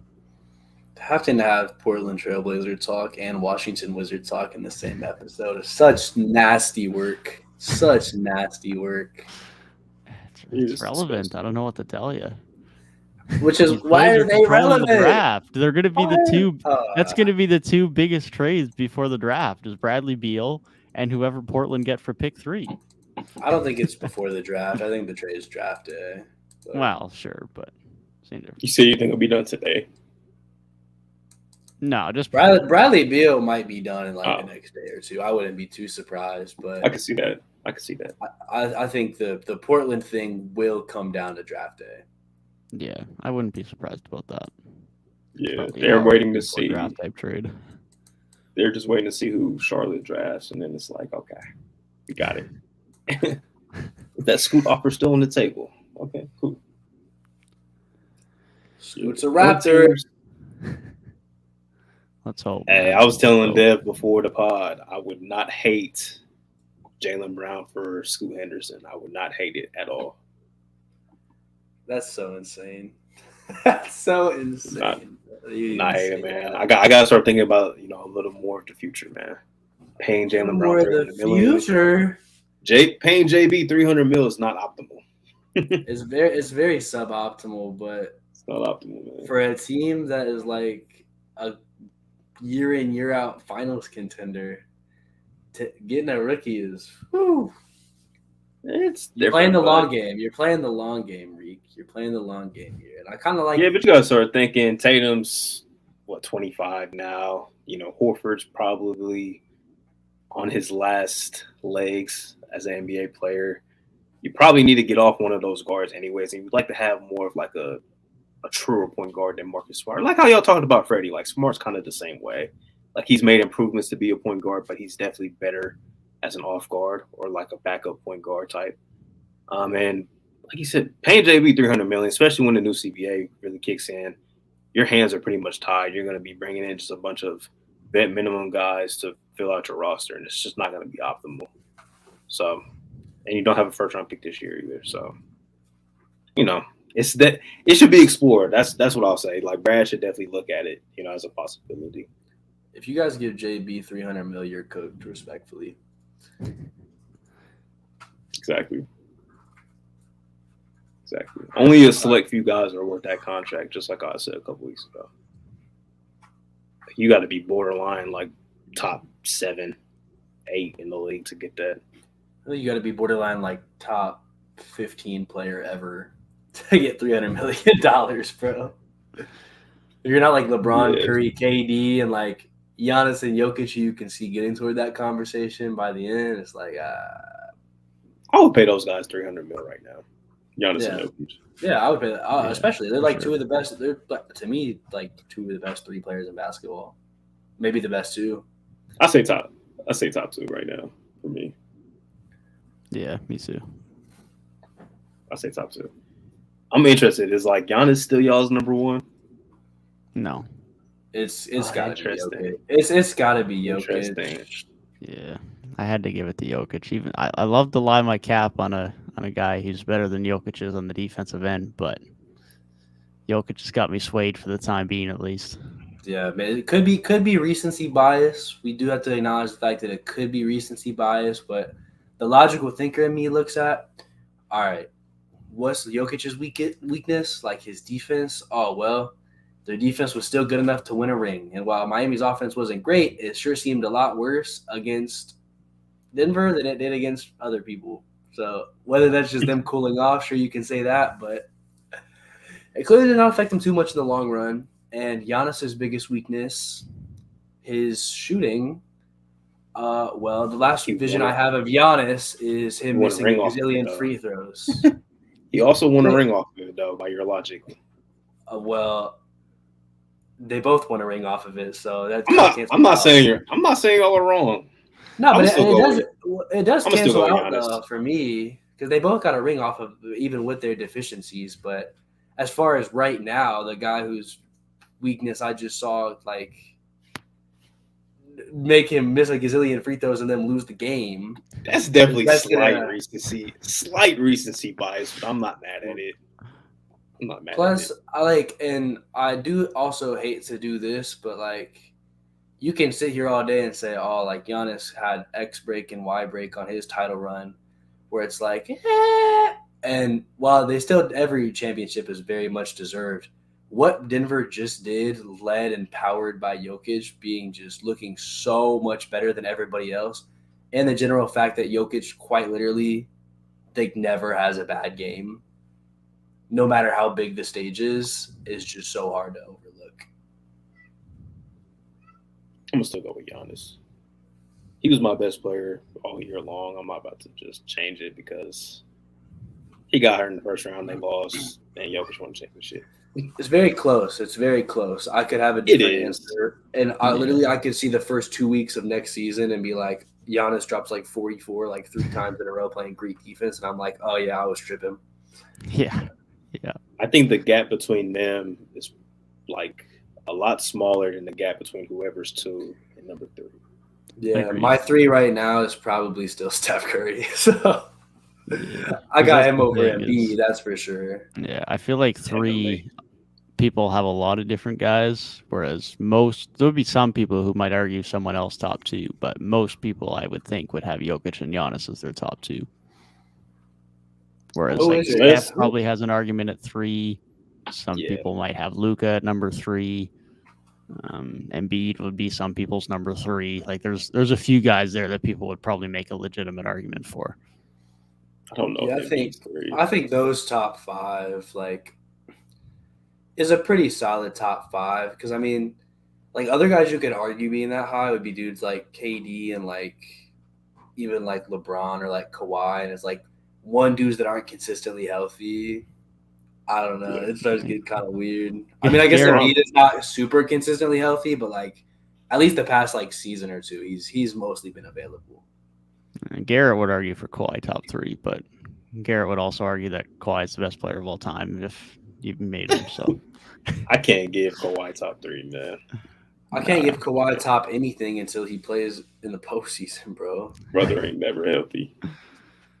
great when he's on, but man, Yeah. Shit, never on. never on.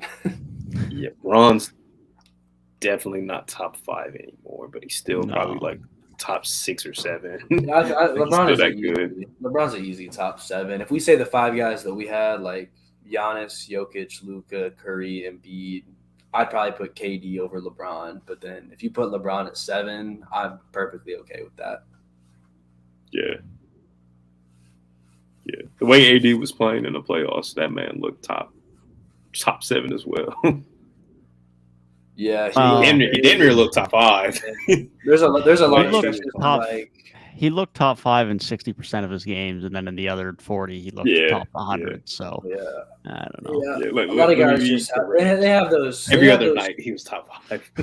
A lot of different players have those stretches because like there could be a nice little like 2-3 week stretch in the playoffs where I'm like Jimmy Butler is obviously a top 10 player in the world, but then I see an 82 game season where he's like borderline top 20.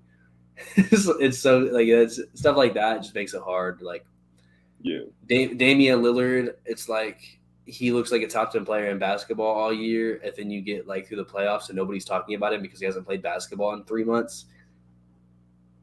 Yeah.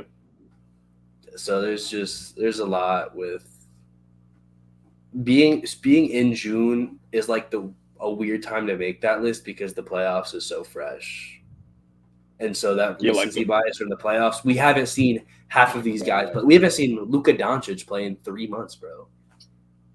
Bro, the Ringer came out with their like right after the finals ended, like the next day, they're top 125. And fucking Jamal Murray at like 16. That's I'm like, crazy. what the what in the world, bro? Like Jamal Murray had an amazing playoff run. He's a really good player. Had that motherfucker at 16. That is crazy, man. Like Get this. we got Trill Buckets over here making an argument for top 25, and that's causing some debates. But top 16? That's 16. crazy. Yeah, no, there's a lot of guys. Closer to Klay Thompson on the list than he was to Jamal Murray, which is insane. That is insane. Absolutely insane. Yeah, that's high. And he's such a hard player to rank because a guy that can give me either 30 points or like a triple-double or both in a finals game, like, that's ridiculous. Insane. Yeah. He's torching every team in the league to go to the NBA Finals and win a ring. Like, that's insane. The stuff he's been doing since he came back from injury, especially in this playoff run, is stuff that, can you say there's like, are there 15 players in basketball that are giving you a 30-point triple-double in a finals game? Not many. And that's why it's like, some of the stuff he does makes him seem like that, but because there's an 82-game regular season where he's literally never been an all-star, is why it makes him so difficult to make any sort of set take on, because there's like two different Jamal Murrays. Yeah, I don't know where I'm gonna rank, dude, man. He's the next Jimmy Butler, bro. I have no idea where I'm putting him when we do our point guard list. This list from the Ringer though is crazy with it's nuts. Bias for playoffs and for guys that did well and guys that didn't make it. Like Luka at 7 is rough. Jimmy Kyrie at 9 is high. And then, Jamal at 16, like you said, Siakam is at 27, which is crazy. Like, even when non-Raptors fans try to disrespect him, it's usually like low to mid-20s. But 27? It's crazy.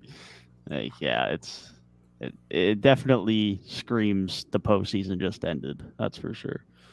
Kyrie's at 40 on that list. Like, yeah, Desmond Bain ahead of Kyrie. Drew Holiday above a Kyrie. Like, that's crazy work, man. Evan Mobley. I don't care if Kyrie only plays 54 games, is causing controversy off the court. There's not 39 basketball players in the league better than Kyrie Irving. That man is still an efficient 27, 28 points a night. Right. Who can play at a pretty good level. Yeah. Very good playmaker, who's one of the best scorers on earth and is not like a terrible defender. I'm not going to call him a good defender, but he's not like he's gone a lot better.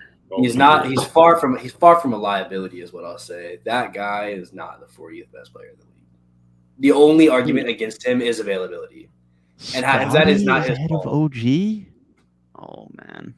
I might have once you get to like below 50, I feel like they were just like throwing like darts at the wall, and whoever it landed on, that's who they were putting. Like the bottom of the list was just nasty. I'm like, what the like they had like Spurs fans were mad because I think Keldon Johnson was higher than Devin Vassell or something like that. Yeah, and that was a bit crazy. It's just I don't know, man. This list. But they had Devin Vassell is better than Keldon Johnson? No, they had Keldon Johnson better than Vassell, which he shouldn't be. Vassell should be above him. I see. For sure. Really Johnson's numbers just look better because he's the guy, but the problem is Keldon Johnson also looks worse in San Antonio because he has to be the guy, but Vassell can actually play both sides and can actually shot create, whereas Keldon Johnson just has to try and shot create right now and can't. So it's a bit rough. I think Keldon can end up being like they're two like different players, but like how Aaron Gordon was like a missing piece, I think he could end up being that. Agreed. Like, because he's going to be like a 20-plus point per game scorer in San Antonio because they need it. But on another team, he might just be like that, kind of filler guy that they will need. Yeah, in the right situation, he can just be a 14, 15 point per game guy. He's a really good catch and shoot shooter, can slash well, can cut well. Not great defensively, but he'll give you a lot on the offensive end at least. That'll really be nice as a complementary piece, but he just has to do all of the non-complementary piece things right now, unfortunately. He's still pretty young. I think he's like, what, 23 or 20? Like, he's pretty young. Yeah, he's still really young. Yeah. Which is crazy because he's already on his second contract. Yeah. That's a pretty good value deal, too. So, I see the next bullet point on the list. Ron at 12. That's funny. My bad. I see the next bullet point on the list here, and I think I'm gonna have a very, very lukewarm take. So how y'all feeling about this Ja suspension, man? Talk to me. Here's where I'm at. I am not going to question the league's length of suspension too much. That's ultimately out of my hands. That's ultimately for them to decide. And look, Ja's actions for a guy that they're trying to make the face of the league is problematic. The reason why I believe the suspension's only 25 games is because the league does know how marketable Ja is. They still want to make him one of the future face guys of the league because reality of the situation is they need to figure out who that guy is soon before LeBron and Steph phase out over the next couple of years. And they want Ja on the court to be that guy. As far as how Memphis will do, which is the most important part for me, Ja's done his thing. Suspension's been made. That's going to be is what it is. As far as the on-court product for the first 25 games of the season, we've seen what Memphis could do without Ja. We know what Tyus Jones can do as the starting point guard. Are they going to be quite as good? Probably not, but they're probably still above 500 by the time he's back, and they're probably still a top 4 seed in the West next year. I don't think that changes that much, but end of the situation is Ja is now 2 incidents deep in this, and hopefully for his sake, the league's sake, and us as viewers' sake, this is the time where he doesn't make such stupid decisions again, because I don't know if there's a third chance that's such as lenient as this one. He might be out a season. He might be out longer than that. Hopefully that doesn't happen, because he's such a special talent on the basketball court, and he's such a fun, entertaining talent on the basketball court. I mean, when I watched him live in Toronto, like, there's no one like him. He is a wicked athlete. There's no doubt about it. But hopefully he can clean up when he needs to clean up off the court, so he can continue to thrive on the court for Memphis moving forward. Yeah, I hope he learns from it. Just learns from this decision. He really takes his time to just really reflect on himself and actually, mean the apology that he made. 25 games. I definitely thought I was kind of in the same boat as Dev. I thought it was going to be more, but it makes sense why the league wouldn't give him that harsh of a suspension. And it's going to hurt him, like, financially for sure. He's not going to be eligible for All-NBA, any end of season awards. I saw a tweet. I don't know how true it was, but they said, like, it could occur in, like, I think $50 million in losses for him, which he's going to feel that for sure. Like, that's nothing light. It's cool that he got to keep his Nike contract and everything, because that would definitely hurt him even more. But as far as a basketball sense, Memphis will be fine in 25 games without him, because Tyus Jones is already the best backup point guard in the league. He's had to step in numerous times and has done his thing over the course of the last few seasons. So they'll be just fine without Ja. He's already a guy that's a candidate to miss anywhere north of, like, 15 games every season anyways, just because he always gets a little banged up. But, definitely just the main thing, I just hope Ja can learn from this, because like you said, Dev, like, there's not really many players that bring the excitement that Ja Morant brings night in and night out when he's on the court. I'm just he's always a highlight reel waiting to happen, and he's just such a good player too. Like, he's definitely somebody that has, like, all NBA potential every single year. So just hopefully this is the last time we have to talk about something off the court with Ja Morant happening that's just a big situation that can cause a suspension. Hopefully this is the last time, because that's twice in, like, the last 6 months that something the biggest happened with him off the court. So just, we just got to hope that, he actually takes his time to really just learn and just commit to not making the same mistake again. Yeah, I think my overall take on especially the length of the suspension, and has seemed to be the reaction, at least with, like, both franchises and the league as a whole when it comes to these kind of things, is like, you don't want to go too extra, because it's not like he, like, committed some crime. It's like he, like, shot somebody, like he just had a gun. And so at that point it's like, okay, it's not a good look from a marketability standpoint. And so I'm sure the league wants to do a firm punishment to be like, hey, like we have a certain marketability as a public figure. You're not just like a regular person walking in the street. And so trying to curve that kind of behavior, I guess, and saying like, hey, we have a certain expectation of you as somebody that we give a global platform. It makes sense, but then also not saying like he's going to miss a whole season. It makes sense. I think it is like around the right amount of games. From the basketball standpoint of like the on-court product, I'm pretty similar to you guys in the they'll be fine camp, just because I know as long as Jaren's playing, I know they're going to be a great defensive team. And there's enough guys on the team, especially you guys brought up Tyus Jones, but then like Desmond Bane's still going to be there. Jaren himself is much improved on offense over the last year or so. There's enough there to win a lot of games, especially depending on what their early season schedule is. I could see them coming out at 500 or even better.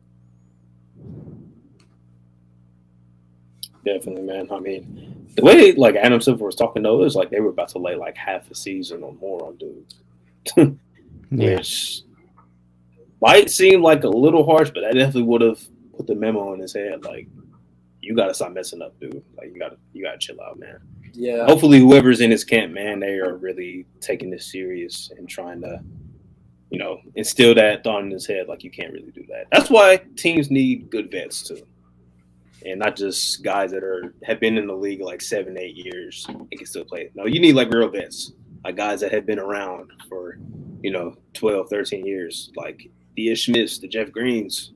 That's why you don't see stuff really coming out in Denver. Like they got vets, they got guys that have been in the league in a while that can't contribute. They got guys that they might not play. DeAndre Jordan, these guys might not play, but they're vets that keep getting jobs for reasons. That's why I think a lot of teams should definitely look at, bringing in just older guys that can, at least act like, a big brother type of figure to these young dudes that have $150 million contracts, shoe deals, commercials, and all that, and just really like, try and keep these guys in check and order. So, we don't see another situation like Moran or, other guys that have had issues, at young stages in their career. Definitely, man. It's definitely always important. I mean, there's a reason why we talk about having vets on these young rebuilding teams. You don't always need a top end one to have the production on the court, but you need a couple dudes in the locker room because throughout the course of an 82-game season, struggling young team or a young team that's on the rise like Memphis, bunch of young 20-year-old dudes with tens, if not hundreds of millions of dollars that they're now earning over the course of a few years.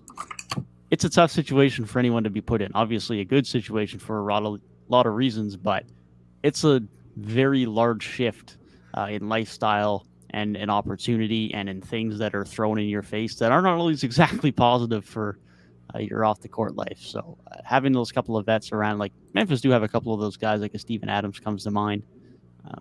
But those types of dudes being in the locker room is really important when you have those young guys coming up and making sure that they're staying on the right track as they're developing through what is something that 99.9% of us will never understand in our young 20s. Like us right now in our young 20s are going through our own things and developing through our own stuff. Jaw's dealing with 90% of what we're dealing with, plus all of the other crap that goes along with being an NBA All-Star. And there's a lot of good, but there's a lot of crap behind the scenes that you end up getting thrown in your face and have to deal with. And that's not an excuse for Ja. He needs to do better. But at the end of the day, it is a lot to go through and a lot to adjust through. And having those right guys in the locker room alongside your coaching staff is definitely important. That's facts.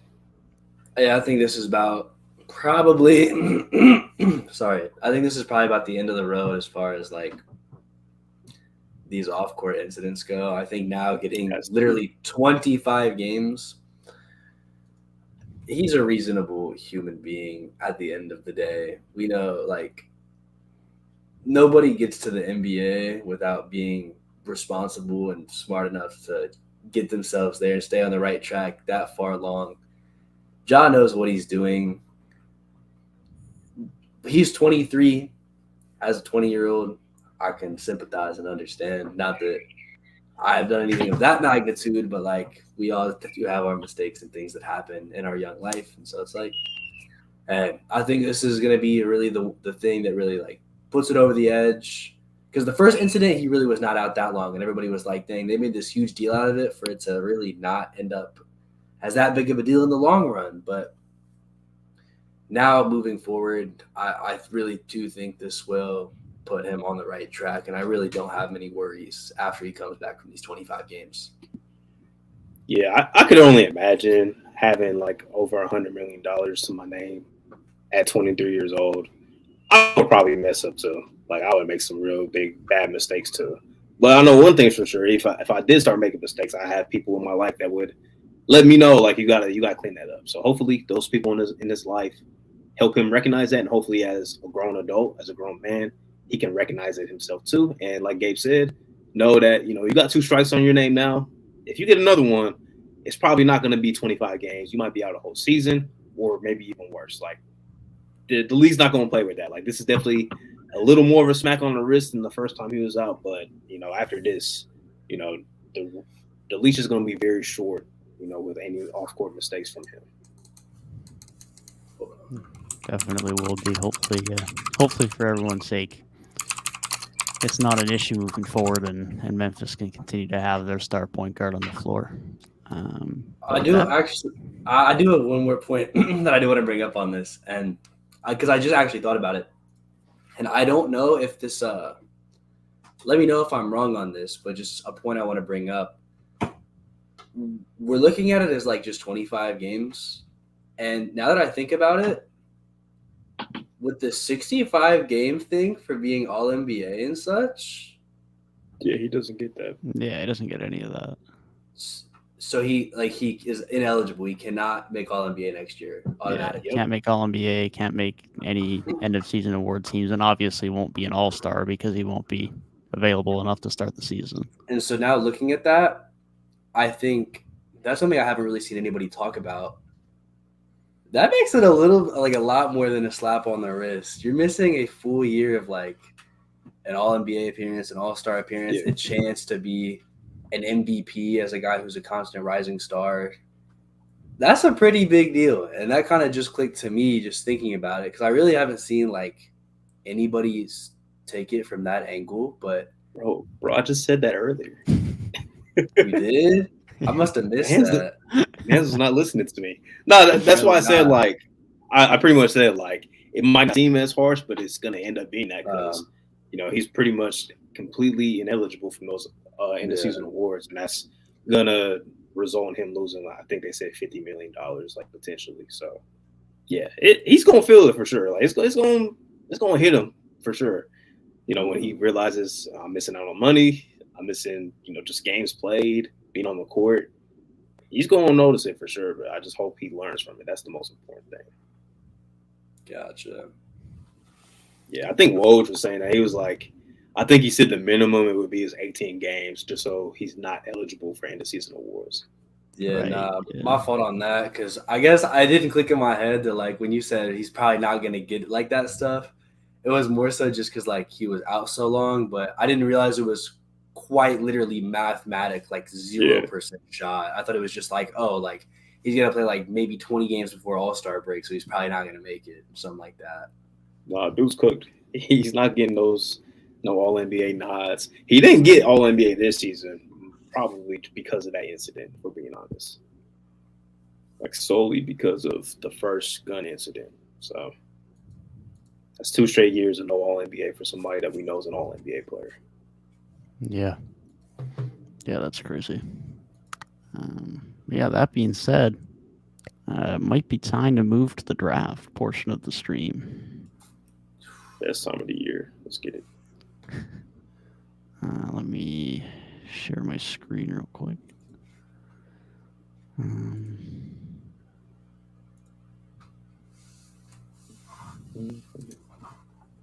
Why does that look so weird? I hope it doesn't actually look that weird when I share it. No, it doesn't. Okay. Perfect.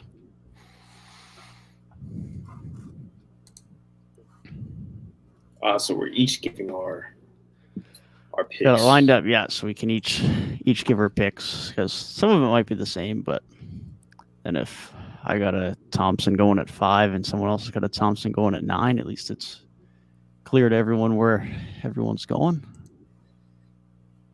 However, I think the start of this board is pretty unanimous unless someone's got a wild take. I got Scoop going 1. No, I'm just playing. Probably the most obvious number 1 pick that we've had since Zion. I think Zion was pretty obvious. Yeah. Yeah, it's Victor. It's been Victor. I encourage people to go watch Victor tape if you have not. Definitely. He's a very special talent. There's no doubt about it. Obviously, the freaky athleticism of his game is the most appealing part that you can just get without seeing much, but some of the actual raw basketball talent he has on the court at that size is absolutely wicked. Yeah, offensively speaking, I think he has just a really good feel for the game. Like even as like a passer, just knowing to make the correct pass, the right reads, and then really I think where he's going to like impact the game from day one is defensively, dude. His range, on that side of the floor is going to be insane. Switchability is going to be insane. Like day one, he's going to be a very impactful defender. Yeah, I'd be surprised if he doesn't end up with at least a couple depoys by the time he's said and done. Definitely a special talent. 2 is where it gets interesting, though. Now, did y'all put y'all together like what you would do if you were in that position drafting, or what you think this team's gonna do? For the most part, it's what I would do if I was drafting for that team. Yeah. Well, does anybody have Miller going here? Because I do not. I got Scoot. No, I definitely don't. I've made a whole video based on why the Hornets should draft Scoot. This is definitely a Scoot pick. All right, man. Listen. I'm going Brandon Miller. Okay. The Hornets. Talk your piece. Go ahead, talk your piece. All right, let me talk my piece. Brandon. Why would you take Miller over Scoot? He's still gonna be a great player. I think they're both like Scoot probably has a little bit higher upside, but the team is banking on LaMelo, and if they're trying to build this roster out, I can definitely see them going for a guy who plays the forward position. So their star 2 players is 1 guard, 1 forward instead of just 2 guards. Scoot may have the higher upside, but for me to push some nasty agendas, I am going to have Scoot at 3, just so my mock draft can push nasty agendas because I can make enough of an argument for Brandon Miller at 2. I just want Scoot there for the Raptors. And so at pick number 3, the Portland Trailblazers have traded the number 3 pick to the Toronto Raptors for Pascal Siakam. So, dude is sick. Scoot Henderson is a Raptor. Dude is sick. I really do hate to be this guy, but it's just come on, bro. Dude is sick. Scoot's gonna be so good that it's not a full-on rebuild. We might be bad for like a year, but Scoot, he's gonna be nice, and he's gonna be nice quickly. This guy's sick, man. He's sick. He went all year not being a Raptors fan, and now he pulls the card. That's crazy, bro. That's crazy, man. I hope you're right, trust, but man, y'all had to trust, man. Come on. Okay, if I was in the seat of general manager for the Trailblazers, my thinking would be we're getting Dame gone, first off. And I would take Brandon Miller here, and my hope would be we are building with Shaedon Sharpe, Anthony Simons, and Brandon Miller as our 3 building blocks going forward. Yeah, that's where I'm at too. Even you can consider Amen here, but Miller is the better prospect in my opinion anyways, and they're going to have a ton of guard talent between Sharpe, between Anthony Simons. So they have their guard talent. The wing is a little bit more devoid. I think Brandon Miller is comfortably the pick here. And that's I just had to be different, man. You know, had to make this interesting, have some different drafts, and there are different avenues that could be explored. I think we had the conversations earlier about the Trailblazers, and you guys were like, you know, quote Devin, here's the easy answer. They're not trading him. Well, If they're not trading him, they're trading the pick. So I am surprised both you guys. I know you guys said it's more what you would do, but like knowing in your like mind that Portland's so stuck in that building around Dame, you guys are making a smart choice. But to match our conversations earlier, it's not as likely that they go that route. It's different though because this is our mock draft. We are drafting as if we are the acting GM. So that's just my my hopes of the Blazers kicking in. But it's also not unrealistic that Charlotte trades pick 2 because that's been talked a lot. Yes. Like the Pelicans could trade up, get that pick. Like that's not even out of. It's definitely possible that the second and third picks both get traded. There's a decent chance that could happen. Yeah, the top of the draft should definitely be interesting this year. That's for sure. Four's where it gets kind of interesting though, and I've gone back and forth because I don't know if I I do like Amen Thompson as a prospect. Do I love him in Houston though, where it's just been super chaotic? I'm not sure, but my hope would be with Ime coming in, trying to reset the culture. We're trying to build something, a little more strict, not as much freedom as under God, his name is escaping me. Previous head coach. I will take Amen Thompson here. I'm in agreement with you. I would also take Amen Thompson. I think he has the highest upside and seems like he has a lot of versatility too. I'm still a bit of a draft casual, but when you see one mock draft that has him listed as a point guard, shooting guard, and another mock draft that has him listed as a small forward, it shows that there's some different places he can plug in for a team that should just be looking to take the best player available because there's nobody on their team I like enough to prevent you from just taking the best talent. Yeah, I mean, ultimately, when you look at this Rockets roster, they have some young talent, but there's a lot of lack of organization. Now, Ime comes in, that'll add a bit of that. And as far as on-court play style, I think Amen adds that as well. Provide a lot of rim pressure, provide some playmaking that just does not exist on this roster outside of Sengun. Certainly doesn't exist from the perimeter. So it allows you to move off of KPJ if that's some direction you want to go in. And it allows Jalen Green to be much more of a true shooting guard than he otherwise would be, and actually has someone who can put him in some better situations on the offensive end thanks to Amen's playmaking. So I think he's definitely the pick here that Houston should be going with. I was thinking of Stephen Silas. I could not think of his name at all. But yes. I think 5 is a very set pick at this point too. He just seems like a guy who's ready to be in that spot. I think are we all in agreement that 5 is Cam Whitmore? I've gone back and forth. Yeah, I've gone back and forth between him and Jarris Walker. It has to be a front court player more so like a forward. Right. And I decided to go with Whitmore as well. Yeah. Yes. It's definitely an argument for Walker here, but Whitmore's a little bit more polished offensively. Probably gives him a little bit more consistent shooting off rip, although I think both have upside there. But a forward that they need, no doubt. They have bigs and they have the guards, but a forward that they need.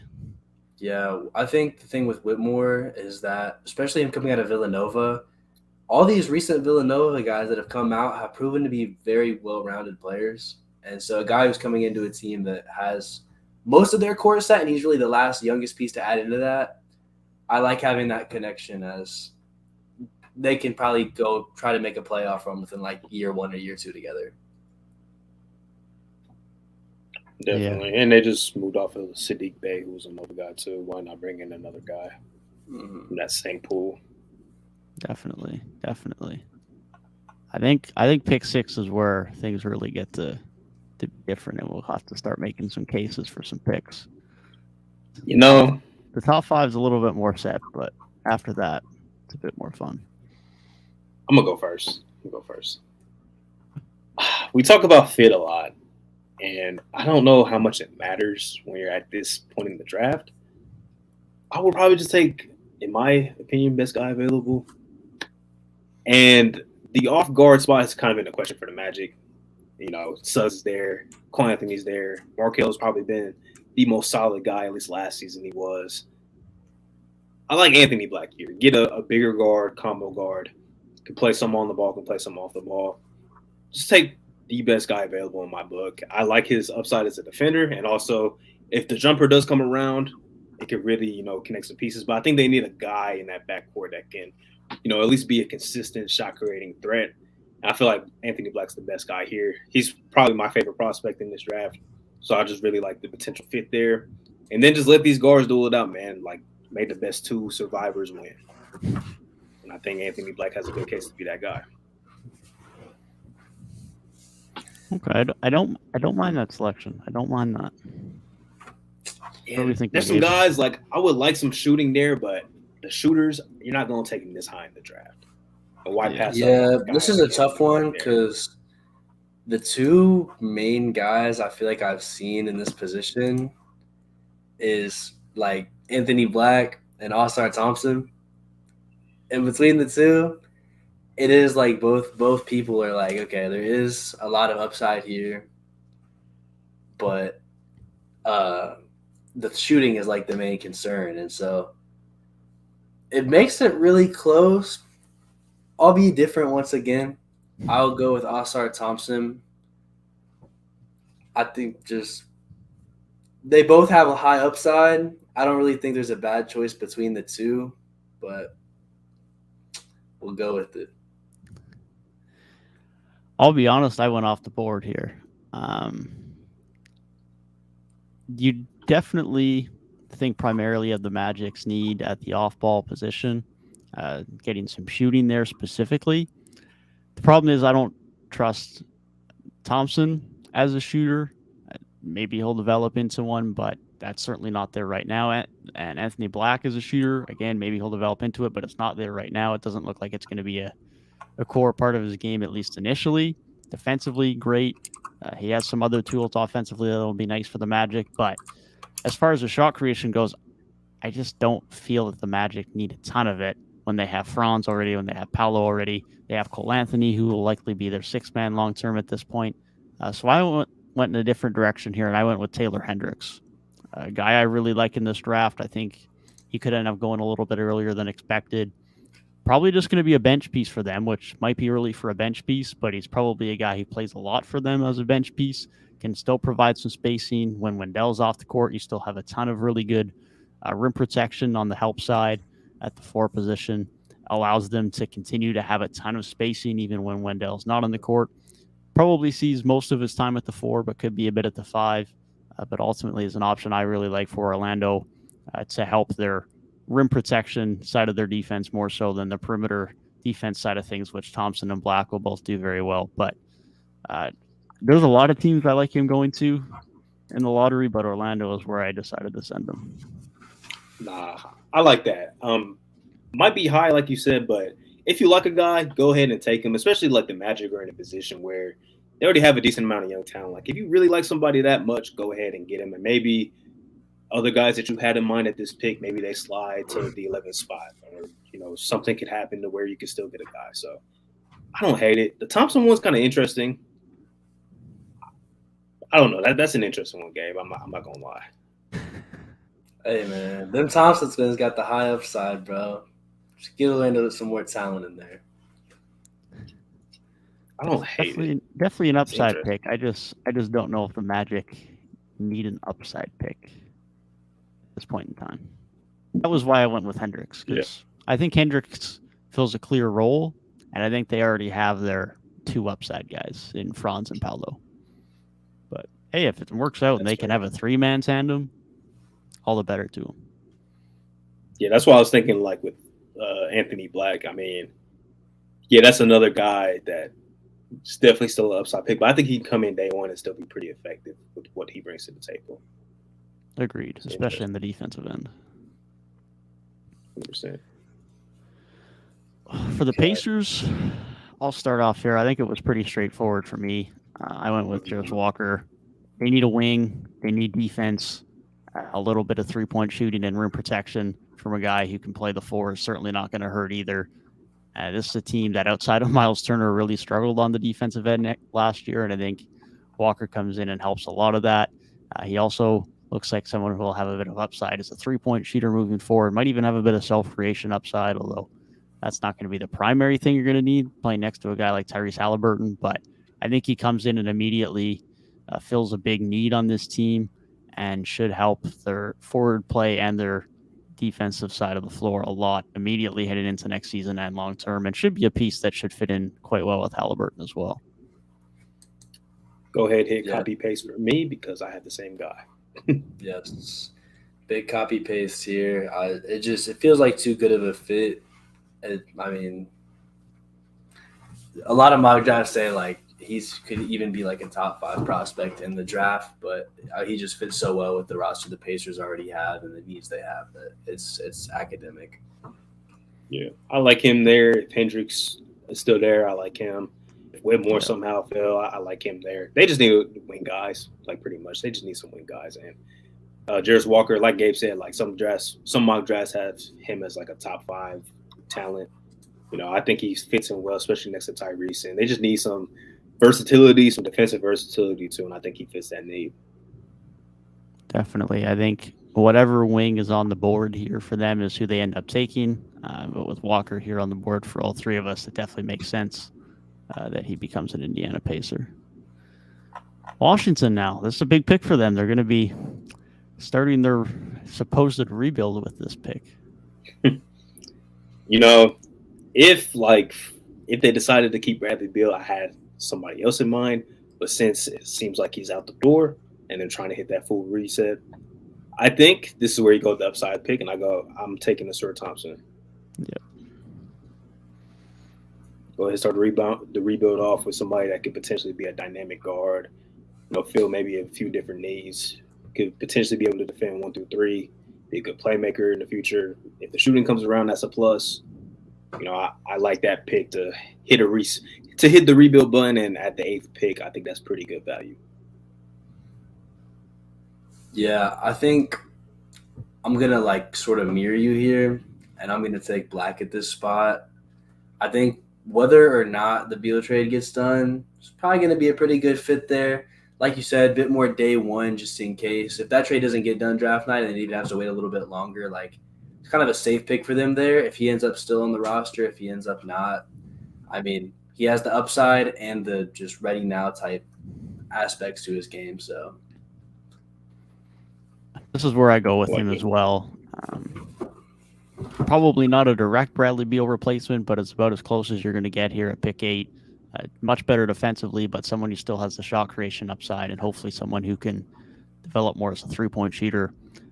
They just need to take the best available at this point. If their full resetting fit is absolutely irrelevant for them for another 3 or 4 years, and I think this is the best available for them at this point to be able to continue to develop moving forward. I like it. That'd be a good spot for Anthony. That being said, though, that does mean that I finally have to let the second Thompson twin be drafted. I think he goes to Utah. Utah are a team that have a few options at point guard, but don't really have a true guy there right now. Of course, Jordan Clarkson was the guy last year, but he's obviously not the guy long term, and he could even be gone as soon as this offseason. Another option there is Talen Horton-Tucker, who got some run there toward the end of the season and actually looked pretty good. But whether you want him to be your starting point guard day one next year and moving forward, that's probably a little bit less uncertain. Thompson doesn't provide the 3-point shooting that they might like, but he certainly provides the rim pressure. He certainly provides the playmaking upside that they might want alongside some of the shooters they have. How he fits in with Lauri Markkanen will have to be seen, but they have enough young talent here that if they can get a guy with upside here who can develop into being another star option next to Lauri Markkanen, they're in a really good spot moving forward. I don't think they have a specific need that they really need to address here. They're obviously not good enough to be a regular postseason team yet, but I also don't think there's a glaring need on this team that they need to address with this pick. So going with an upside pick makes sense for them here. So I think they go with the best upside on the board and Sir Thompson. Yeah, I think here at 9 for the Jazz, I'm going to go with Taylor Hendricks. Obviously, in our draft, he was taken as high as 6. For the Jazz, they have Markkanen, who's a star for them, and it seems like they're going to be trying to build around him rather than going for, like, the big upside, like, pick, and him is coming in as just like a 3-and-D type guy who can fit in day one, but also does have the ability to grow later on. I think he does make sense for the kind of game they're trying to play. I went with a different wing. I'm probably going to butcher the hell out of his name, but Bilal Koulibaly. I think that's how you say it. I think I got it. Wemby's teammate. Like Devin mentioned, like they definitely do have like a glaring need at guard. But I think maybe just another year of, just developing some guys and maybe just trying to hit that in next year's draft wouldn't be a bad thing, especially with this draft not being super point guard heavy in the first 15 picks or so. Just get another wing in there. You already got Ochai Agbaji, but why not get another wing that they seem to like? Like they've been, talking a lot about how much they like him. And it might be a little high for him on some people's boards, but, when you get to this point in the lottery, sometimes you do just take guys that you like. We've seen it in the past with like Cam Johnson, maybe being a little bit of a reach, but the Suns really like them. We've seen it with other guys in the past. So this is kind of that realm in the draft where you just take people that you like and see where they fit in. I think he'll fit in nicely. Definitely. I think that's a nice fit on the wing for them and gives them a lot of wing quality moving forward and a little bit of secondary creation in there as well.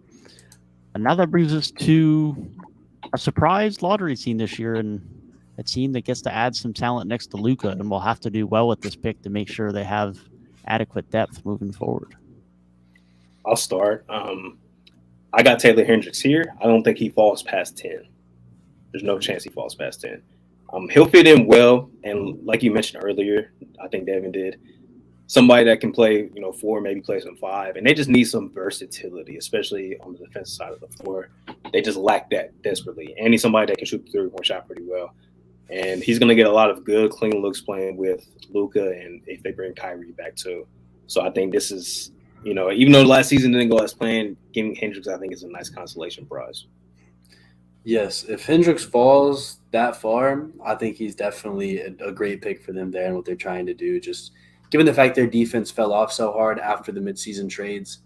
But for me, I'm going to go Derek Lively. Similar reason. He's going to bring defense, but he'll be doing it at the 5 instead of at more of a 4 with Hendricks. This team just needs defense in any way possible. I think the offense will be fine with the 2 guys you have running the show. So this is the start of them building something that hopefully continues into free agency.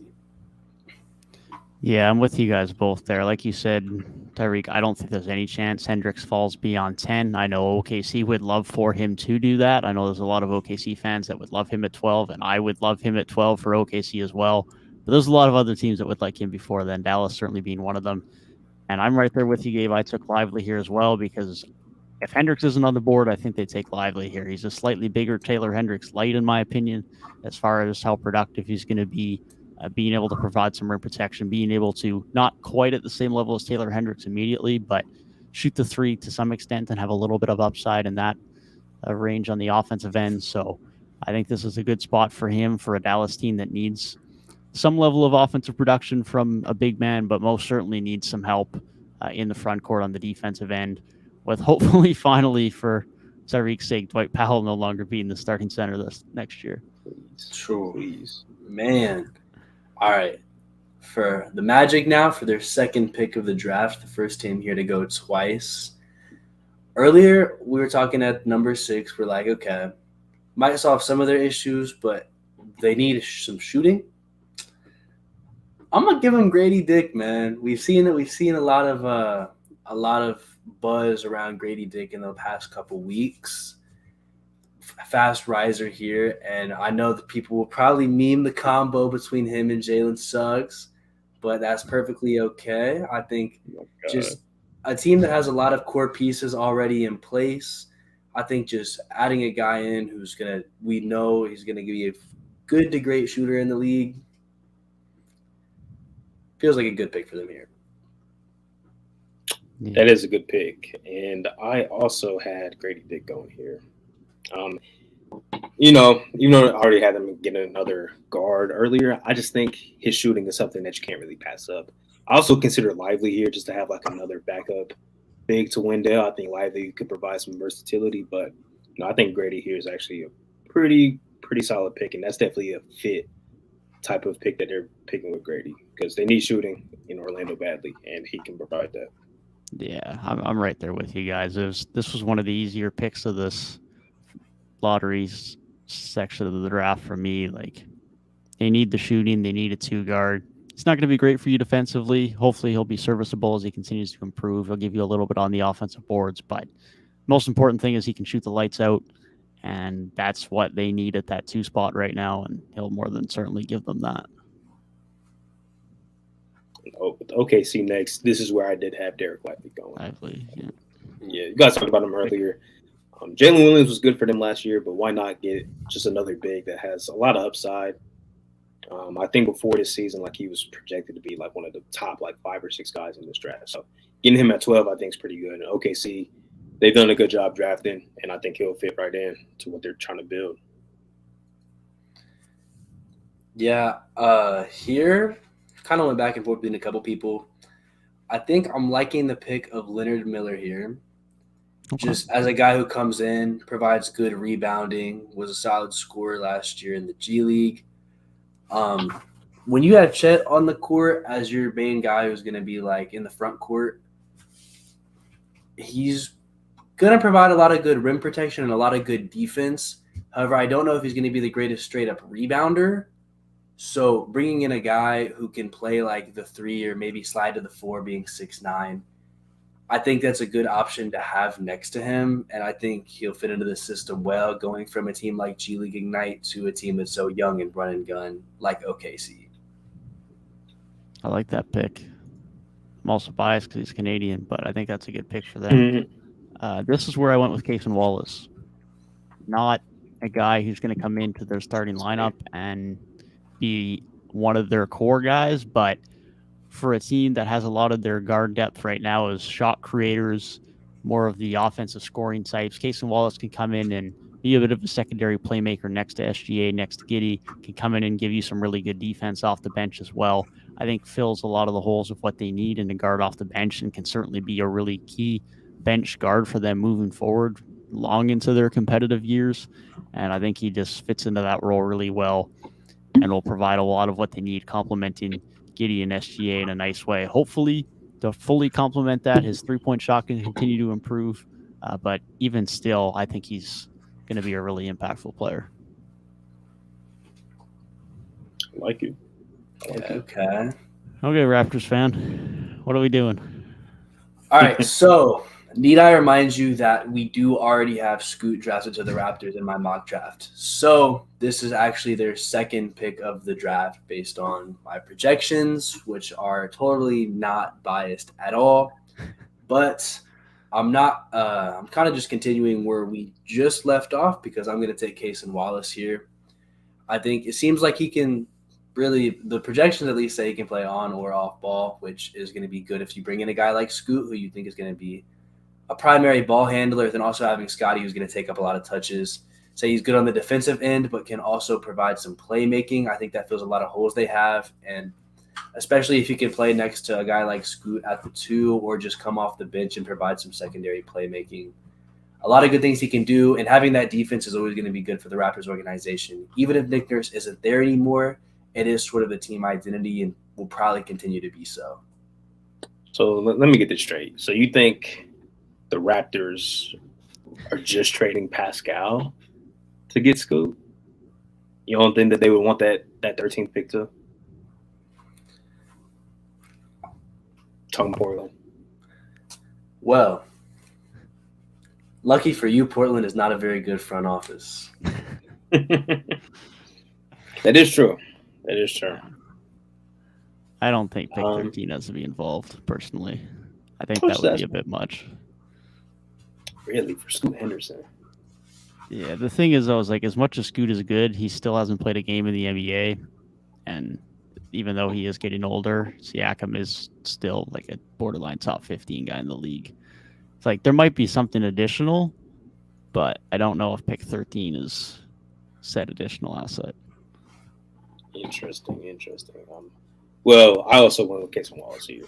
We talked about it before the pod, Dev. I feel like if he falls to the spot, perfect flyer to take, man. I think he has a lot of upside as, you know, on both sides of the floor as a two-way guard. And whether it's on the ball or off the ball, I think he's going to provide a lot. would like to see him develop into more of just a straight point guard because I feel like he could provide a lot defensively on that side of the floor, just being a bigger guard. I feel like he has a lot of versatility there. I agree. If he's here, he's definitely who the Raptors should be taking. Unfortunately, I don't think he is on the board at this point. So I'm going with about the only other somewhat true point guard you can take, although the draft board is cutting it off terribly, but that would be Jalen Hood-Schifino. The only other guy here you can really take who is more of a true point guard, is really good in the pick and roll. Three-point shot isn't all the way there yet, but his in-between game looks really good. Similar to Freddie, has some problems finishing at the rim, so that'll be an interesting thing to see how that progresses moving forward. But ultimately, the Raptors are going to be in desperate need for a point guard this summer, assuming Freddie does not return. I don't think it's too far off the board to go and get one, so I think Hood-Schifino is who I'd probably draft here. I like it. And that'll bring us to a team that has been rumored to trade their star player for pick number 2. Well, if they don't get Scoot Henderson, I got them taking Keontae George. A lot of upside in him, but I think at worst he'll just be like a solid guy off the bench. And they're in such a weird spot if they don't trade their star player or other star player for 2. They're in a weird spot because they already have a lot of young talent. And it's like there's not a ton of like just glaring holes. Their biggest glaring issue is just being healthy. It's just such a weird team to look at as a lottery team. So, they could go a lot of different directions with this pick, whether they trade up for number 2 or not. Yeah, I agree. They're definitely a weird team to be in the lottery. This is where I went with the guy who I really like in the draft. I don't know if he goes higher, but I think he probably could go higher and might be better than the 14th best player in this draft, and that's Kobe Buffkin. A guy who just fits in and plays a role well. Defensively, he'll be solid. Probably not elite, but solid. But a really good finisher around the rim, can attack the rim well. Really good cutter. Someone who I think can fit in really well in an off-ball role around some good playmakers. That'll be enhanced even more so if he can continue to improve his three-point shot. But even without that, I think he still fills a lot of needs that a team can have in a solid role player, which the Pelicans do already have quite a few of between Trey Murphy and the likes of Herb Jones. But I think he's another one who just adds more to that. Is someone that could, although probably not quite as much of a true point guard as someone like Bruce Brown is, but can develop into that type of role where he has good playmaking touch, can be a bit of a guy who works in a short role as a screener like Bruce Brown did in Brooklyn, or can just be a really good cutter and a solid defender like Bruce Brown has been in Denver. That's the type of role I see him progressing into, and I think he's where the Pelicans go here because I just don't think he can fall out of the lottery. I'm that high on him, so I had to take him here with New Orleans. That's really good pick. Yeah, I actually am with you on the Buffkin pick. I think as a guy who's going to be probably off the bench, taking a guy who's a combo guard is perfectly okay because that means he can probably play with either of your starting guards and give you valuable minutes. Plus the fact that he's a little bit older of a player coming out as a sophomore, where most top picks are usually freshmen or out of like a year in the G League or something. Having an extra year college experience, I feel like guys that are in college a little bit longer come in and they're usually ready to play meaningful, like winning type ball a little bit earlier. And while it's only an extra year, still for a team like the Pelicans that's a little bit further into their process as a late lottery team, just barely missing the postseason, and they've been there before with this core, it does make sense to take him there. I think if this board says anything, the back half of the lottery could definitely be a bit of a toss-up. Definitely, yeah. Interesting. I'm surprised Gabe didn't have Bryce Sensabaugh being a lottery pick. One thing about Ohio State guys, man, they're going to fall in the draft. That's not always true. It's usually true. Are we going to pass a lottery or just a lottery? No, we'll just stop there. All right, good. That's probably deep enough. Dan and I haven't done enough research on enough non-lottery guys to progress yet. Yeah, I didn't want to have to build up my Jordan Walsh narrative that he should definitely be a first round pick. Yeah. I've gone about 7 or 8 guys deep out of the lottery, but the rest of that is for the rest of the week. So somebody that I want to be a lottery pick, but I don't know if he will, is Jordan Hawkins. Yeah, his shooting is just too good, man. Yeah, he could be a type of guy who gets taken earlier, fully dependent on where Grady Dick goes. Because if a team needs shooting, they'll probably look at him first. But if Orlando, for some reason, take him at 6, which I don't think they do, but if they really just go out of their way to get him, then Hawkins probably slides up to someone. Yeah, I'm seeing good things about Jet Howard as a shooter too. He might be able to rise up himself. Team needs a shooter desperately. Like CBS has him at 11 to Orlando, which I think is where all the West had Grady Dick. So I've seen him. I think Bleacher Report, Bleacher Report has him like 23 or something. Yeah, he's been all over the place. Kevin O'Connor got him at 17. But yeah, that's kind of the nature of this draft. There's a lot of guys that are fluctuating between like late lottery and mid 20s. Yeah, for sure. Yeah, I mean, most of my draft knowledge at this point is very baseline, so I cannot give the most super nuanced takes. But I'm like, oh, this guy fills this role. He kind of does this. It seems like he'd fit good with what this team needs. And it's a weird draft. Like, there's obviously the top end guys, and then after that, it's like you either draft them on upside or these guys can bring something to the table right now. Oh shoot! Oh gosh. Yeah, it is going to be an interesting draft like that. Like you say, it is a lot of guys. Like there's a couple of upside guys, but then there's a lot of guys too that I can look at and say, okay, this is the type of guy that is just going to be a solid role player. Definitely. Get rid of that. There we go. It is time. So, given it is a draft stream and we did just finish our mock draft, everything on the board here is draft related. 2020s is self-explanatory. It's related to drafts in the 2020s, 2010s, same thing. Accolades is based on player accolades or accolades amongst draft classes throughout everything. I think goes back no later than the 2000s for all of this board. I will mention the accolades section does also have a couple of miscellaneous questions in there as well that are related to the draft. And then we have the busts and booms categories. And those are relatively self-explanatory as well. Busts is anything relevant to players or categories of things in the draft where it was a bust, and booms are players that surpass expectations or collectives of things in drafts that surpass expectations. Gotcha. Okay. That being said, Tyrik has yet to take an L on this podcast. The champion. So I will let him start the board. Appreciate you guys acknowledging my trivia greatness, man. Where should we start, man? Where should we start? Let's go 2010s for 300, please. 2010s for 300. Who leads the 2019 draft class in total rebounds? Not rebounds per game, but total rebounds. Buzz. Yes. I'm pump faking, actually. Never mind. I'm pump faking. I'm so pump faking. I've been baited. I'm trying to think of this draft. I jumped. Fouled.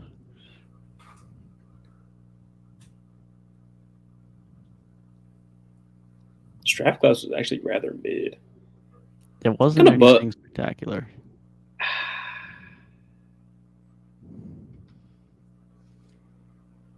I got somebody in mind, but I don't know if he plays enough.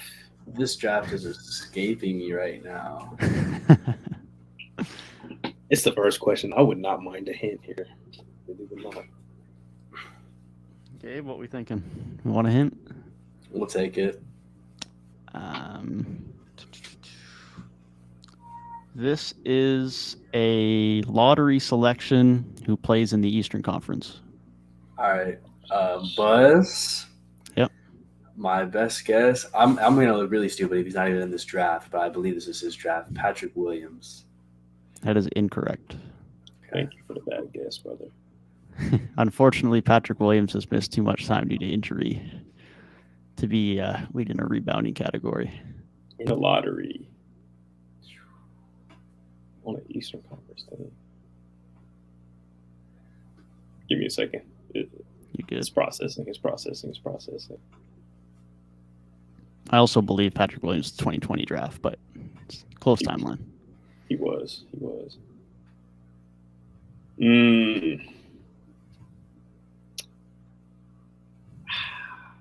I'm just gonna buzz in because nobody else is really.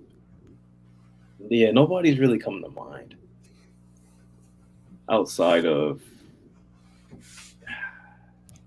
Hove. This is a really bad guess. It's about to be. I'm gonna just go with RJ Barrett. I'm gonna go with RJ Barrett. That's the only guy I can think of. Great pull. I'll take it. RJ Barrett, indeed. That is the only guy. Unconventional. It is a unconventional rebounding leader in a draft class. That is for sure. Exactly. I'm just thinking like these guys are all like very mid. Zion doesn't play enough.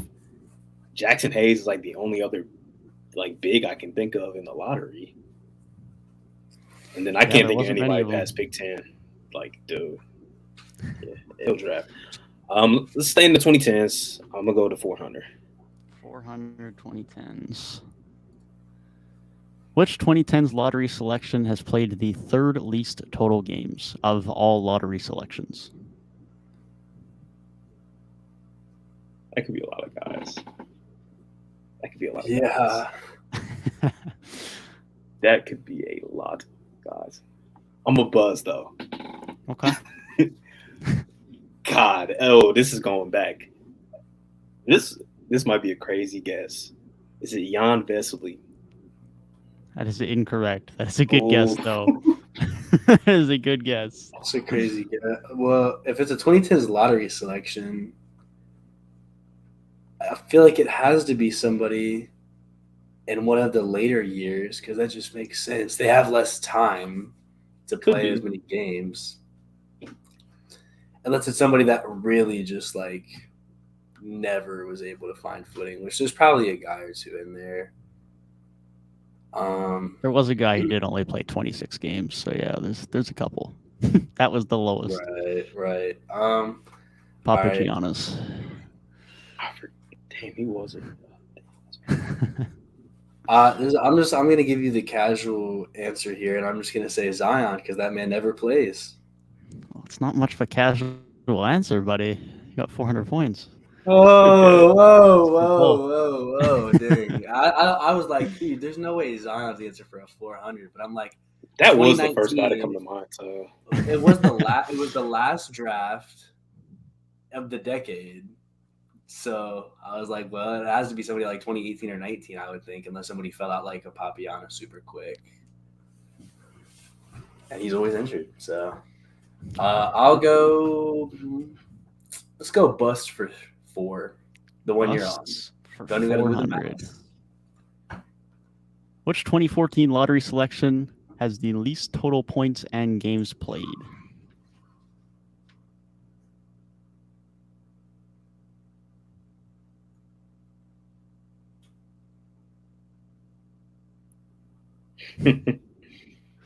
Once I get past, I'm cooked, bro. Once I get past pick like 6, I don't remember anybody.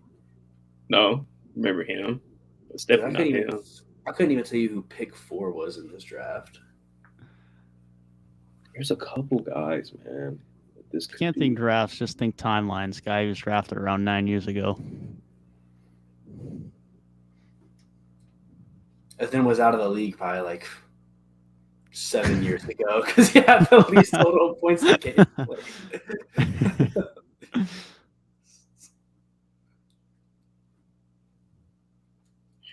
We can provide a hint again if necessary. I'll take it. Yeah, I would say Reek. Yeah, if you're with it, I'm with it. Okay. How do I not give it away?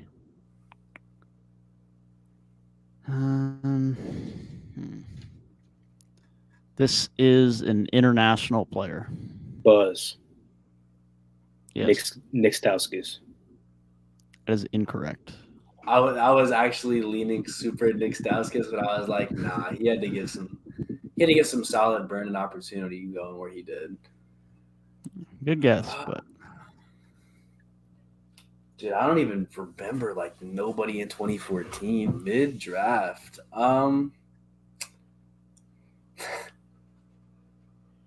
Shoot. I know it's wrong, but I don't want to sit here all day and not thinking of anybody. So I'm just gonna say Jabari Parker, but he definitely was like a 20-point scorer for like a couple years. And he's not international, Brody. That was my initial guess, man. Oh my god. Oh my god. Man needs to trust his gut. That's two in a row, man. Fuck. Come on, Ty. That being said, Gabe does still have the lead and control of the board. All right. Accolades for 3. Accolades for 300. Jesus. This is one of the miscellaneous ones. Who was the last number 1 overall pick who did not go to college? In honor of Victor now breaking this.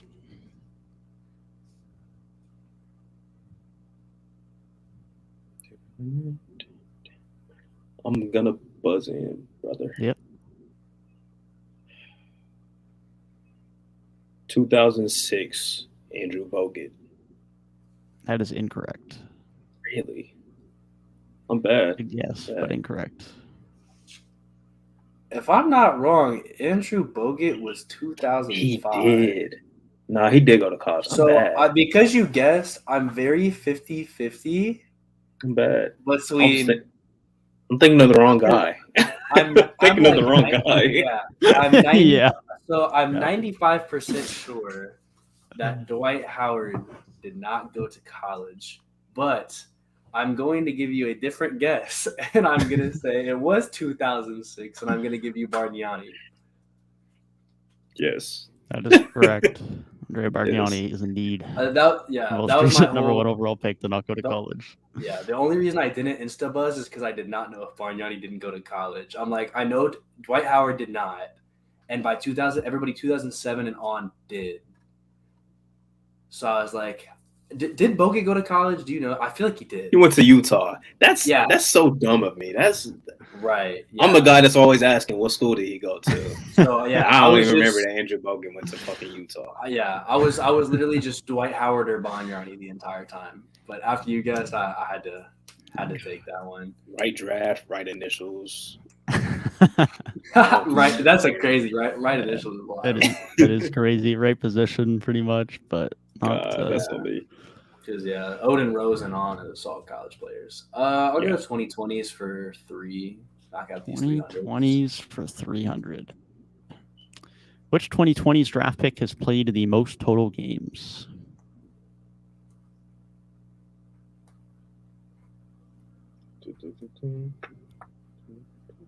All players who are still on their rookie deals. Right. This is a weird one because every 2020's draft pick, half of the seasons played have been like short and weird.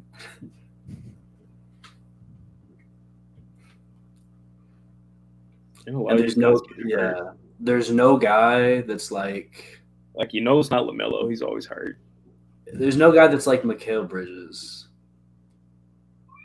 Like his reputation. Well, I mean, his reputation is like that he doesn't miss games. Yeah. That was the first guy that came to mind, but I'm like, Mikal is not 2020 still. Yeah. Like Mikal, he was 2018, right? I think. Yeah. I think so. Yeah.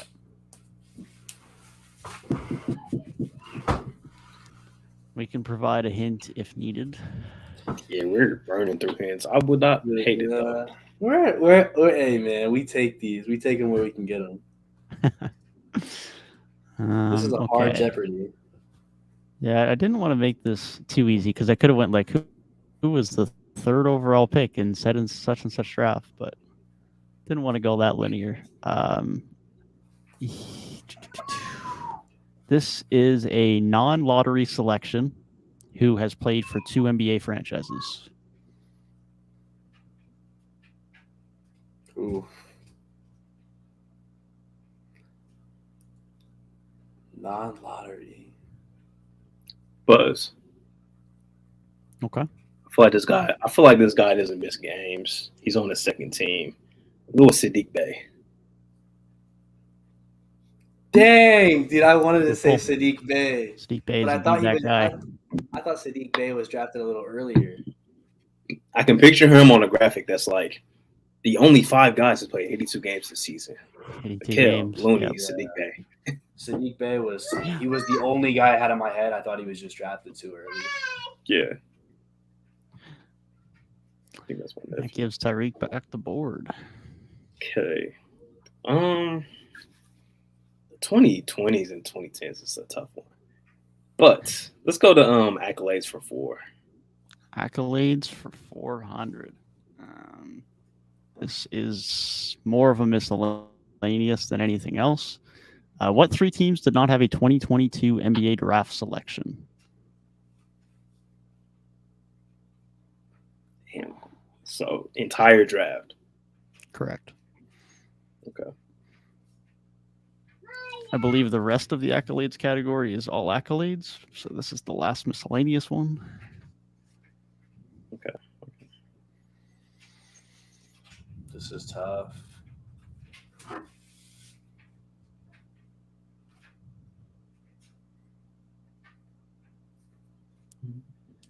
Who did not have rookies on their roster this season?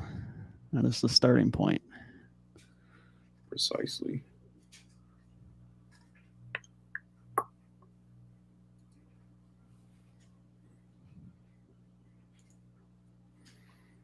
They did. Okay.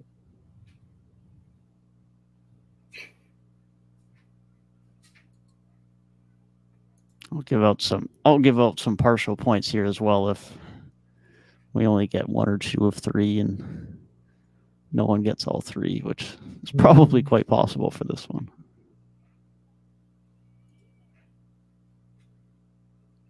They did. I'm gonna buzz. Okay.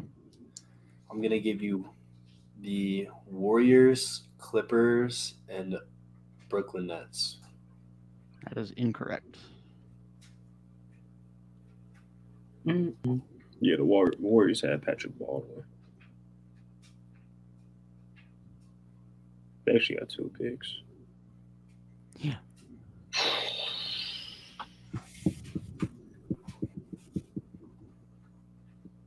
I ain't really trying to think, man, but It's a tough one.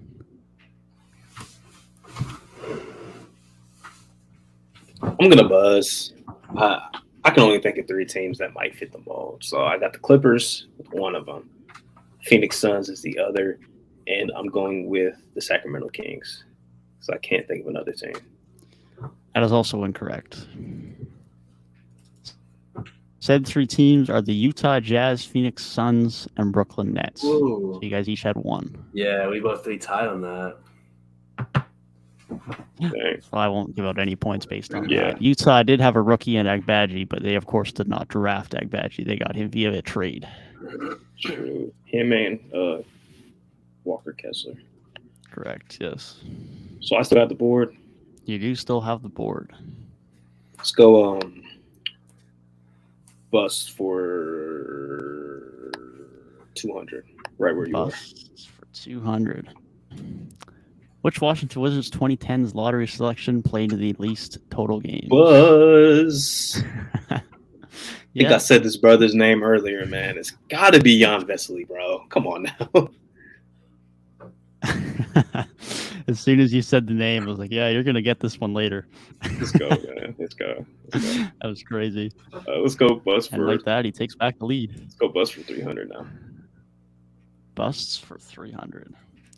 Which Phoenix Suns 2010's lottery selection played the least total games? Yes. We're gonna go with Dragon Bender. That is incorrect. Wow, really? The Suns have a lot of bad draft picks. That's why they're in They here. do. They Yeah. do. That's why the Wizards and them were in here. Phoenix Suns 2010s lottery pick that played the least games. Well, Dragan Bender would have been the guy I thought it was going to be, so it's a good guess. I think he was a lottery pick. I don't want to sit here all day. I'll give you Marquise Chris. I think I know who it is. It's got to be Elie Okobo, man. It's got to be. That is also incorrect. I don't even know if he was a lottery pick. They just had so many bad draft picks, bro. Kendall Marshall. Really? Kendall Is that Marshall like least games overall? 13th overall in 2012. Games? Wow. Overall, yeah. Yeah. Okay. Only played 160. Only played 48 with the Suns. Pretty much 2 seasons, man. Carolina legend. You need more time in that in the league, man. We learned that about Killian Hayes a couple days ago. Kendall Marshall actually had a year with the Lakers. He had like a season with the Lakers where he was all right. Like he was averaging like 6 assists a game or something like that. Yeah, he averaged 8.8 that year. Oh, it was that much? Actually. Damn. Yeah, but yeah. What Gabe is referencing to Tyrik, we were recording an off-season preview for the Pistons a few days ago. We had a 15-minute debate about Killian Hayes. No, we didn't. Why? We did not. Well, we yeah, I suppose we didn't, but Trent and Drill did. It was like Trent. It was Trent, Steph, and who was the third guy? Was it Garrett? Yeah, Garrett to an extent. But yeah, it was mainly Steph and Trent because Trent called him a bum. Steph and defender. Me and Devin were genuinely not saying a word for about 15 minutes. Over Killian Hayes. Listen. That's insane. Let's go Booms for 400, man. Booms for 400. We're getting the middle of this board cleared. Which second-round pick leads their draft class in games played? This could be a lot of guys. This is a 2010s draft selection, just so we narrow it down a little bit.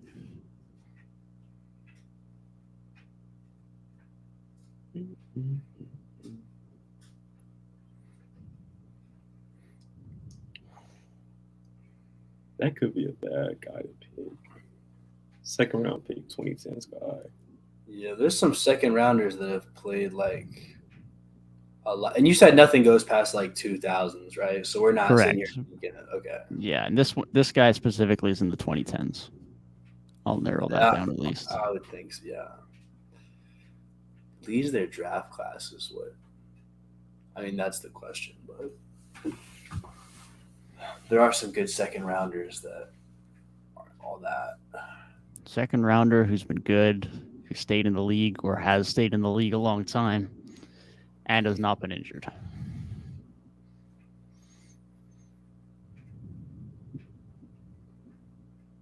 Or was in draft class with dudes that are getting injured. See, that's what I'm trying to decipher, man. Bro just gave the most 2019 pill question of all time.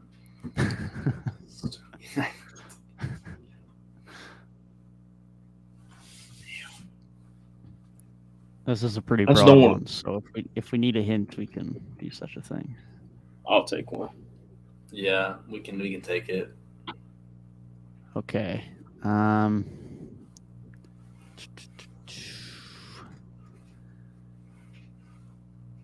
This player was selected prior to the 2015 draft, and he has played for 3 teams, most notably of which 2 of them are his 2 most known for teams, both of which are the Western Conference.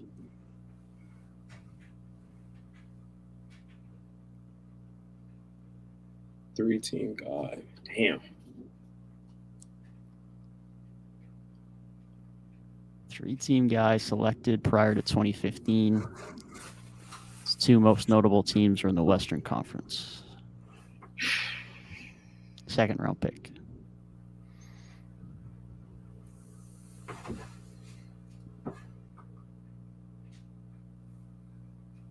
Pre-2015. 3 teams is a lot, man. 3 teams is a lot.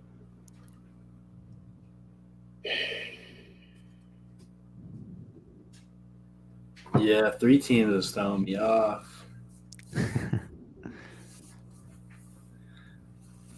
He leads his entire draft class in games played, man. What a guy. Only second-round pick since the 2010s to do it. Is he still in the league? He is still in the league.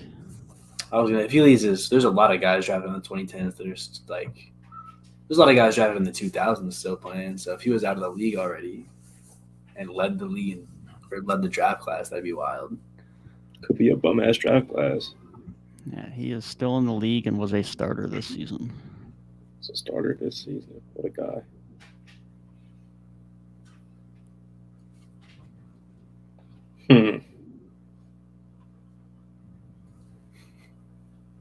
Notable Western Conference guy was a starter this season.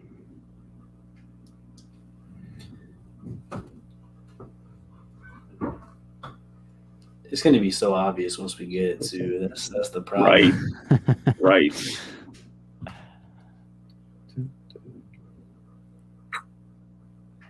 I'm just trying to run through teams. It's about the only way to do it. Right. Once it gets this deep in, it's tough.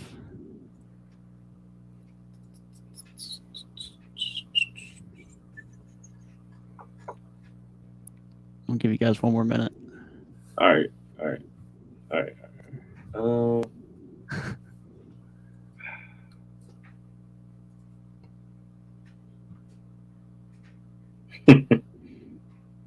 Jesus, man.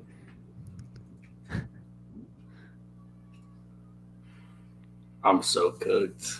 I'm just like, cooked. The lights are on right now, but nobody is home, brother. Nobody's home. The lights were a little bit brighter than expected. A little bit. Look, I'm gonna just say Draymond Green, even though obviously the motherfuckers only play for one team. But I can't think of anybody, so I'm just fair enough. That is incorrect. I'll just give you Jokic, bro. What the heck? We just lost Tyrik. We did just lose. All right, Tyrik. we will wait before we reveal the answer. Well, I know we both were incorrect. You are both incorrect. That is indeed accurate. So yeah, them boys are not 3-teamers. They are known for the Western Conference, but you've not revealed the answer. But what draft class is it? 2014. Also, what's Jokic's draft? Dang, but he's played more games. 2014. Is Jokic not 2014? Or maybe it's 2015. Yeah, I think it's 2014. I was going to say, yeah, Jokic's draft class, but yeah, he has not played more games than the guy who we have mentioned, or will be mentioned, I should say. This guy has been available, to say the least. Yeah. But a 3-team guy. Because, Jokic is 5th in that draft class in games played. Tied with Aaron Gordon, funnily enough, both at 596. I don't know what just happened. No, you're good. You still know the answer? Nah, we just. Jordan Clarkson was indeed the guy. Dang. We just talked about him earlier, too. He's played 661 games. Yeah. He's played 661 games. It's clear by 26 games of Andrew Wiggins. What college did he go to, Gabe? Anyways. I literally couldn't tell you. I would ask Devin, but he's probably just looking at his basketball reference. Yeah, I just had it pulled up. So Missouri Tiger, man. Missouri Tiger, indeed. I think not in a that million does years. Leave Tyrik still with the board, though. Yeah, I was thinking of Jeremy Grant, but I'm like, he's played for like 5 teams. Yeah, that would have been another good one, though. He's 3rd in games played. Same draft class? Yeah. Interesting.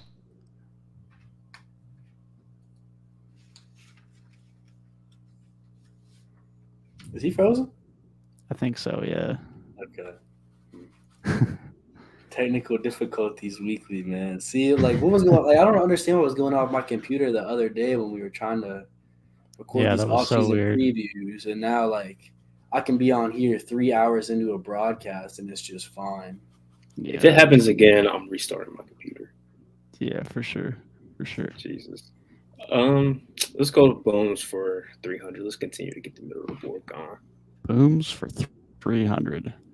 How many second round picks since 2005 have made All NBA and an All Star team? We'll give out partial points for this one because there's a Well, just multiples based to on this. whoever's closer, or Never mind. I'm thinking of a different question. Never mind. Is it the same amount or different amounts for All NBA and All Star? Oh, sorry. I'll reword the question. As in, how many guys have made an All NBA team as well as an All Star team? so guys that have done both. Guys that have done both. Yeah. Okay.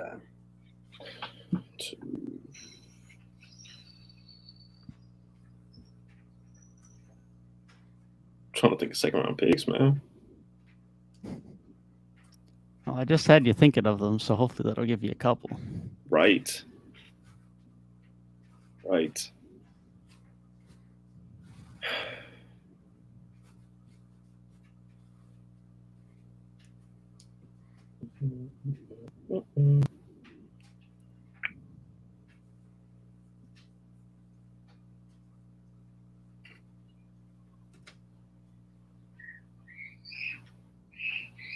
Bro.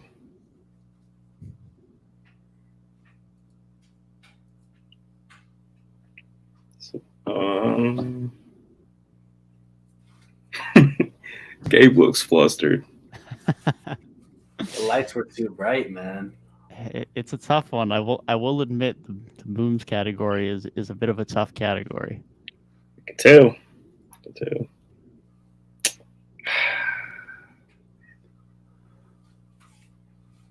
I just can't think of like All NBA teams from the last decade plus or All Star teams from the last decade plus. I'm gonna buzz, and Okay. I'm gonna Go give ahead. you 9. It's a good guess. That is incorrect. Dang, you got up to that many players?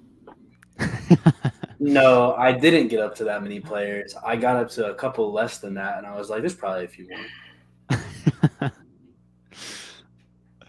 Fair I was enough. using. I probably forgot some people logic on that. Yeah, that's fair.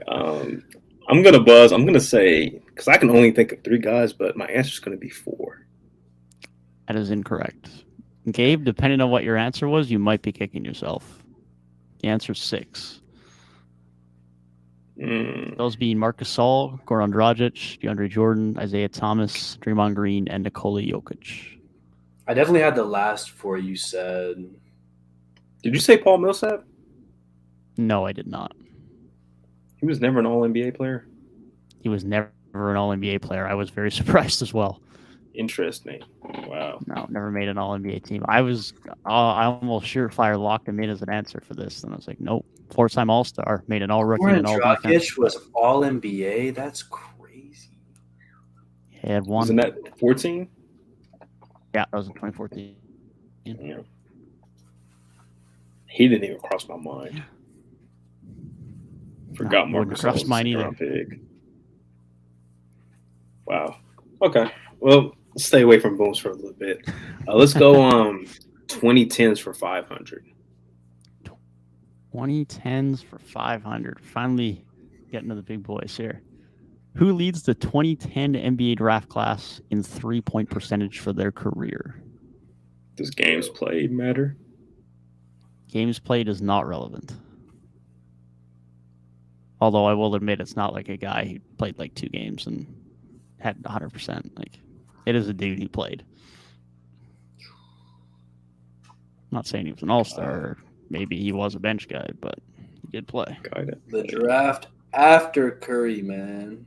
The draft after Curry.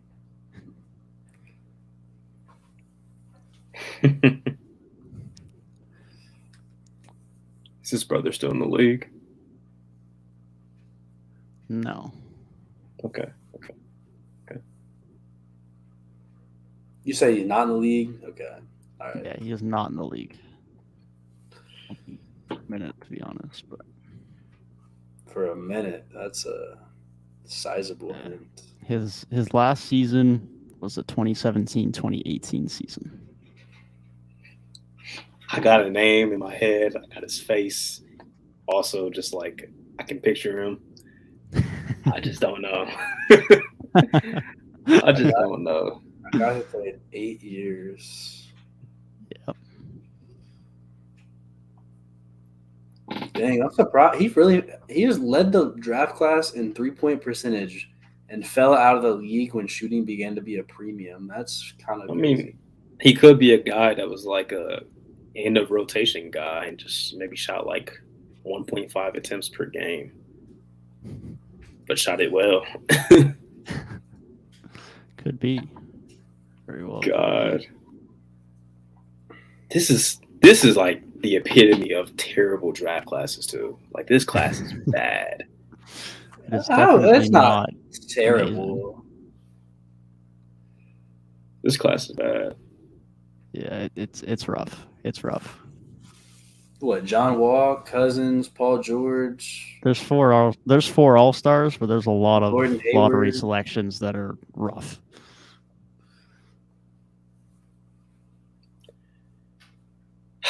You know what? I'm clocking in my guess, man. Wasn't in. What do we got? I'm gonna go with Kyle Singler. Incorrect, but good guess. Dude, I thought you were about to click that mouse. I did That was about to be insane. the pull center. There's no way he played this long, but like, I'm just thinking who phased out of the league around that time. I'm gonna give you Aaron Aflalo, random player. That is I also don't even know if he was incorrect. that draft class. I don't think he was. Luke Babbitt, New Never. Orleans Pelicans legend, is indeed the answer. You know, you could have gave me what college he went to, and I probably still wouldn't have got that, to be honest. Yeah, there's a reason I made that a 500. That's a tough one. That tough is one. a tough one. Let's go bust for 500. You say You're busts doing for 500? terrible. Yes. Okay, busts for 500. Got like 4 questions right. Which 2010s NBA draft class had the least number of players play in an NBA game?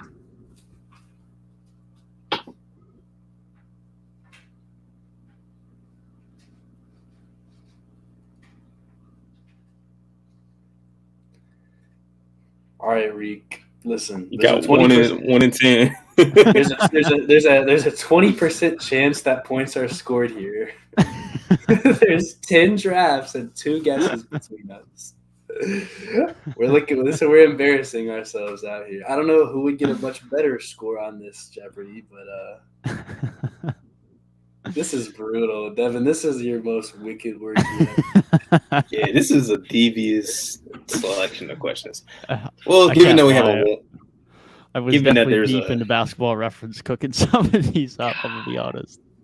he was doing this at the crazy hours in the morning, which is how can I get these guys?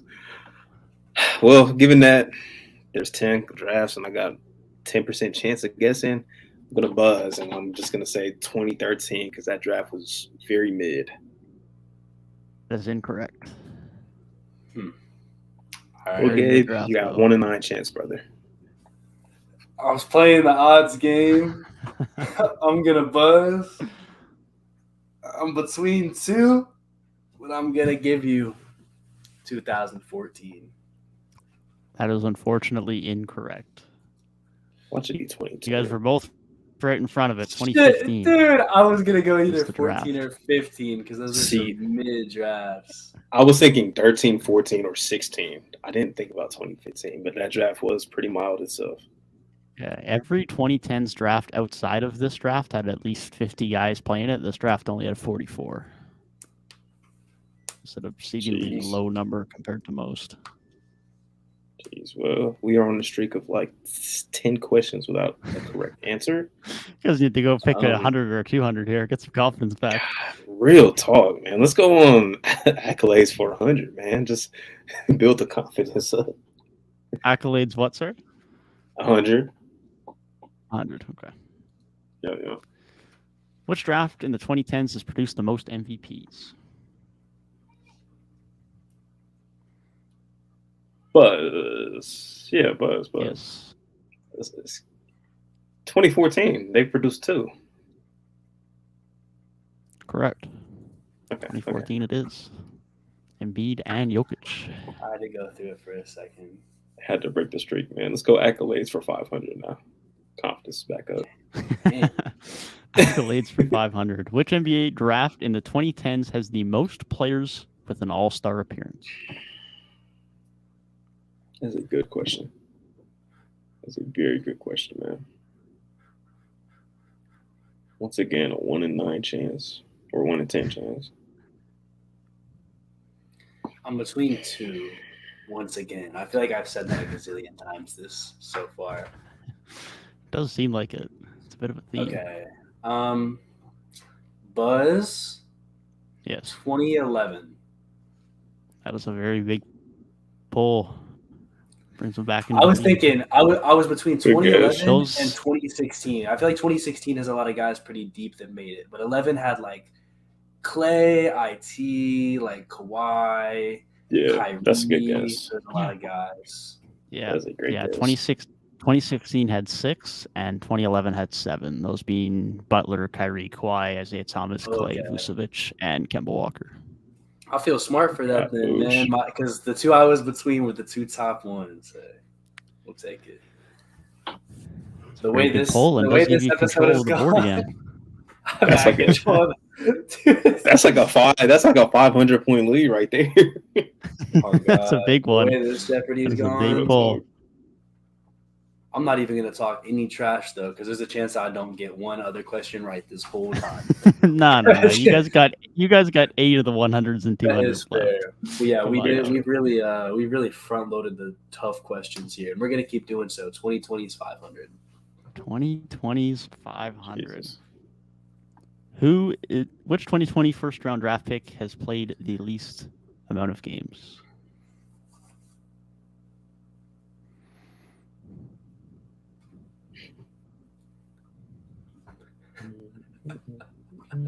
I hate the LaMelo Ball. Like, isn't the worst guess in the world. I hate LaMelo. It's really not.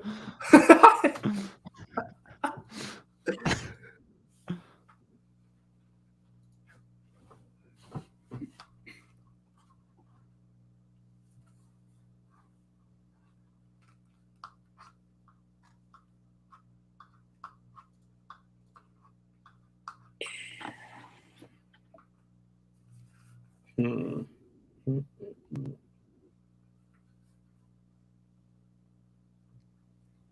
This is the part where I realize I know like the stars of every draft, but I always forget like who went like late lottery and like pick like 18 and all that in every draft. Real.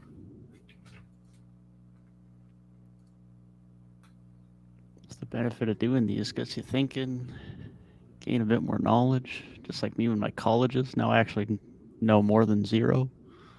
He does know more than 0. It's very true.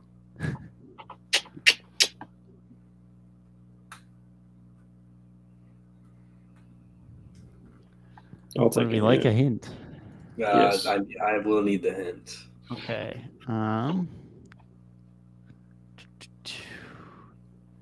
This is an international player who has played for 2 Western Conference franchises.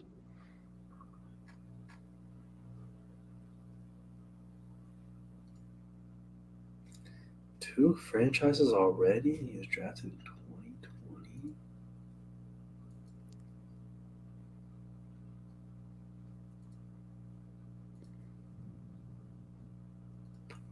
It's a tough scene.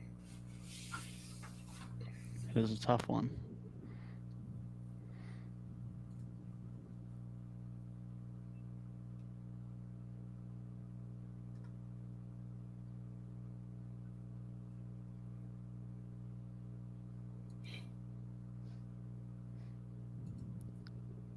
The silence is deafening. It's actually just so loud. I have one other hint I could give you guys, but it might be a little bit too much of a giveaway. I got Yeah, one we guy in can't my do mind. things like that. I got one guy in my mind, but I don't even think he was a first round pick. But he hits every other. Oh. Okay. I'm buzzing in. Okay. I think he was a first round pick. Is it Leandro Balmaro? That's a very big pull. Dang, Let's give him the lead back huge again. pull. Huge pull. Very big I was pull. thinking of. Man has played I for the was thinking of. Timberwolves and the Jazz and only played 49 games. Wow. I was thinking of Killian Tilly for the longest, but I don't even think he was a first round pick. I think he was like in the late 30s. Yeah, So I think that so. was a crazy pool, man. Let's go 2020s for 400. 2020s for 400. Which 2020s draft pick has the highest career field goals percentage? Minimum 50 games played for this one. Minimum of 50? Minimum of 50, correct. There's some guys.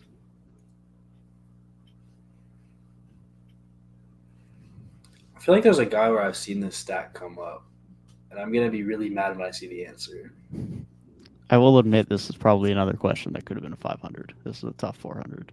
Okay. Let me eliminate that guy from my thought process, then. That'd be too easy. 2020 draft picks.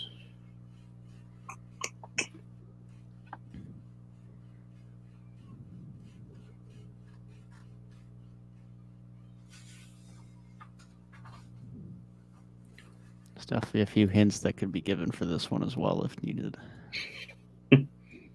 Gabe, We're so cooked, man. We are so this is the lowest scoring Jeopardy in the history of 3-Point Weekly, man. Yeah, it might be the most difficult one too. So it's a tough one to have high scoring. The hints hints I should say, will be it is a first round pick in the 2020 draft, and he has only played for one team throughout his NBA career.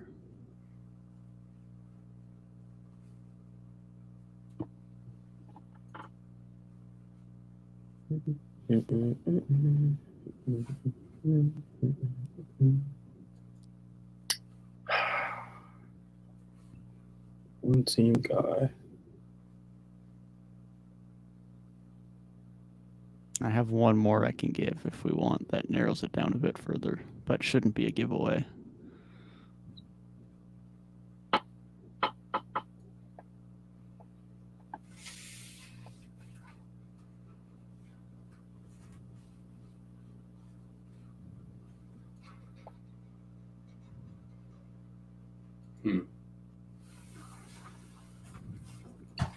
It can't be that easy. There's just no way it's that easy. You said this could be a 500. It can't be that easy. There's just no chance.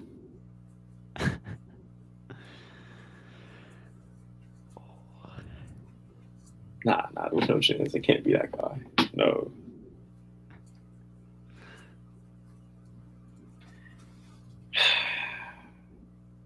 I'll take the other hand, man. I don't know about you, Gabe, but I'll take the other hand. I'm like just sitting here, just my brain is like that freaking spilled milk. That's it.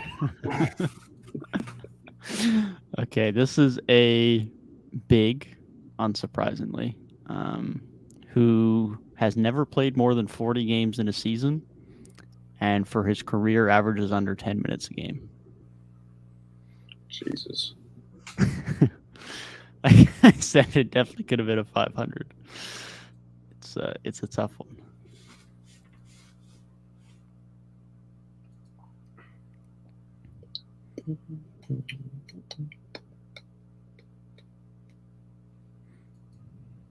I'm gonna buzz. I don't even know if this is the right draft. Fuck. No, I have to pump fake. He's not a one-team guy. Fuck.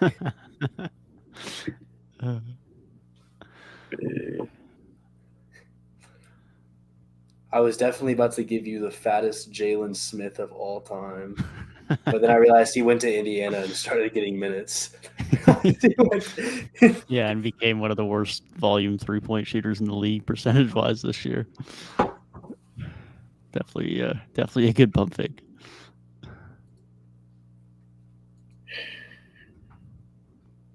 There's one guy, but something's telling me he was 2021. I don't think he's been in the league that long.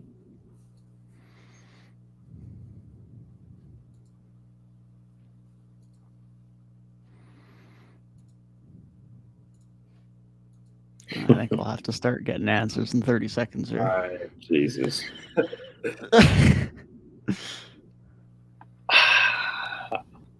One team guy. There's like a big chunk of this draft where I'm just like, what the fuck was picked here, bro? Literally, I'm like, what? 3-year dude, big man, one team guy.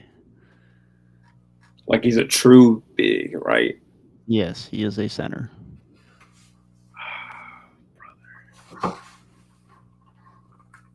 I don't think this man has shot a 3 during his NBA career. Like, he is a center. A real deal big. I'm just gonna say Day'Ron Sharp. I think he was 2021, so that's probably a bad guess. Yeah, that's incorrect. Fair guess though, based on everything else.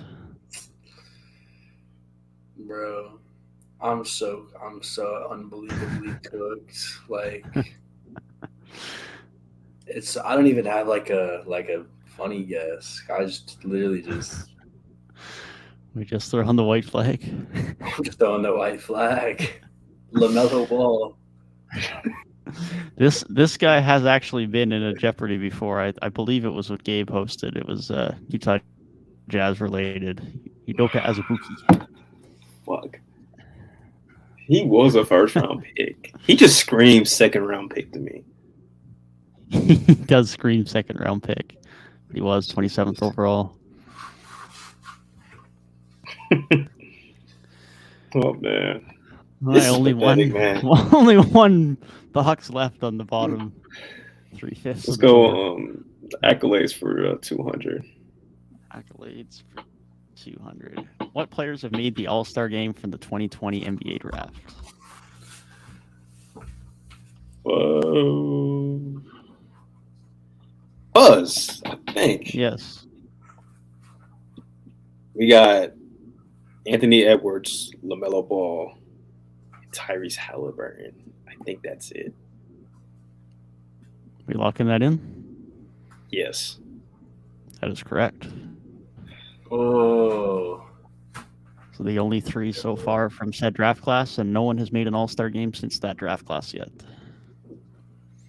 Gotta go with the gut, man. Gotta go with the gut. Let's go on Booms for 200. Booms for 200. Who is the most recent number 1 overall pick to win MVP? Buzz. Wait.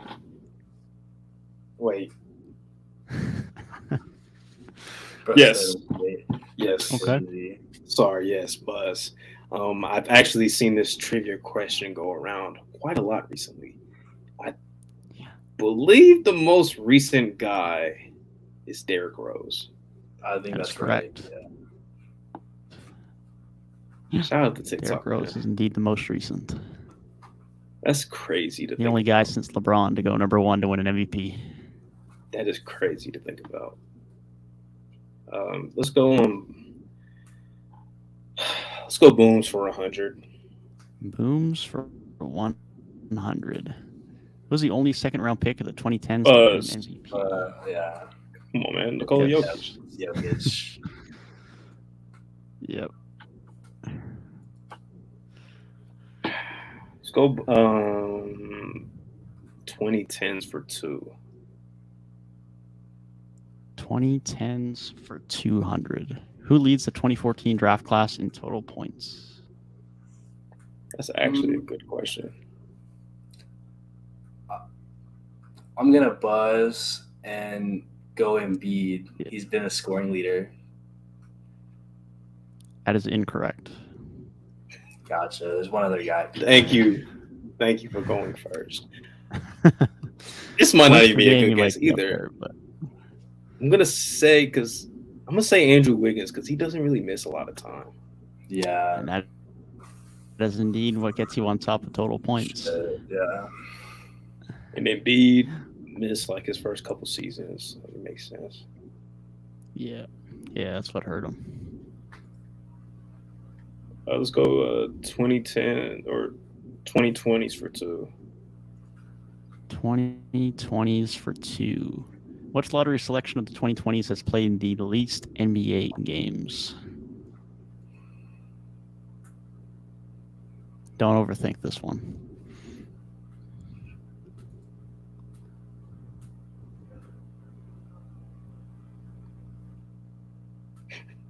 Here we are overthinking it. Yeah, I'm gonna say. Oh wait, Buzz. It's Yeah. Chet. Yeah, that's why I said don't overthink it. It's the only one who has not played. I was gonna say Kira Lewis for some reason. God. I mean, that wouldn't have been a terrible guess if Chet didn't exist. 2020s. Oh, he still has a chance. Yeah, 2020s 2020s for 100. Who was the 5th pick in the 2021 draft? Buzz. Yes. Actually, I'm pulling my Buzz. I cannot think of it. Actually, Buzz. No. It was Jalen Suggs. That is correct. That's right after Scotty. Supposed to be Scotty Barnes, but wasn't Jalen Suggs. I wanted to say fucking Giddy. That was the first name that came to mind. But okay. That's fair. Well, victory secured. Let's go Booms for 500 now. Booms for 500. If either of you get this, I would be shocked. This is the hardest question here. How many second-round picks in the 2000s have made at least one All-Star appearance? By far the hardest question on the board. Buzz 7. It is incorrect. Well, we found out earlier 6 guys since 2005 had made an All-Star and an All-NBA. And All-NBA. It's harder to make All-NBA. Paul Millsap is 7. Yeah. That's where. But that was since 2005. That included the whole 2010s. This is just True. 2000s, I thought. True. Carlos Boozer, I think, was a 2nd-round pick. Oh, sorry. I should actually give you a chance again, Gabe. I worded the question wrong because I said in the 2000s. It should say since the 2000s. Okay. Anyone drafted from the 2000 draft onwards. Okay, yeah, that's over double the amount of time. I will have to take my guess. Damn, I just gave this man like 2 answers. Yeah, that's my bad. I got it. Okay.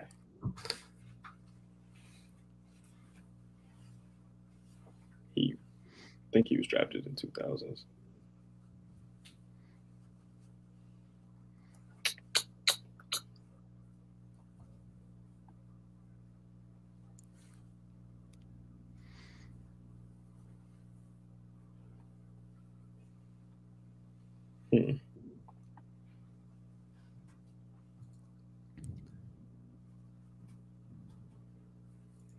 Buzz 16. Okay.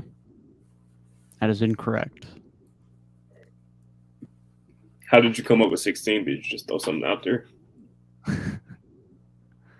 Well, there was at least 6 since 2005, plus guys that were good enough to be All-Stars and not All-NBA. So, like, double it, get to, like, 12, add in, like, an extra couple guys, 16. That's fair. Sounded like the Golden State Sacramento series math is what that is. NBA maths with Gabe. Hey, my math was so right until Steph Curry decided to have 50. I'm not going to lie. You're not wrong. Your math did not account for a 50 piece. It was an exception to the equation. I'm going to go with 11. That is also incorrect. The exact number is 14. That list being Nikola Jokic, Chris Middleton, Draymond Green, Isaiah Thomas, DeAndre Jordan, Goran Dragic, Marc Gasol, Paul Millsap, Mo Williams, Kyle Korver, Carlos Boozer, Mehmet Okur, Gilbert Arenas, and Michael Redd. Forgot about Michael Redd. I remembered Arenas, Boozer, DeAndre Jordan. Yeah. Did you mention DeAndre Jordan in the All-NBA All-Star question? Yes. Okay. Yeah, he was there. 3-time All-NBA. Yeah, no one as a second-round pick has made the All-Star game since Jokic. We've had undrafted guys, but no one who's been drafted in the second round has made an All-Star game since. That's interesting. Let's just do bust for 100. Busts for 100. Which lottery selection played the least games in the 2013 NBA draft? Buzz Anthony Bennett. Yes. Because it's 100 question. That is correct. For that to be such a bad draft, and he's the guy is crazy. Bus for 100 had to be Anthony. I didn't know how you were wording it. The answer was Anthony Bennett. It had to be. All right, it's just for pride at this point. 2010's 100. Who was the second overall pick in the 2018? Marvin Bagley.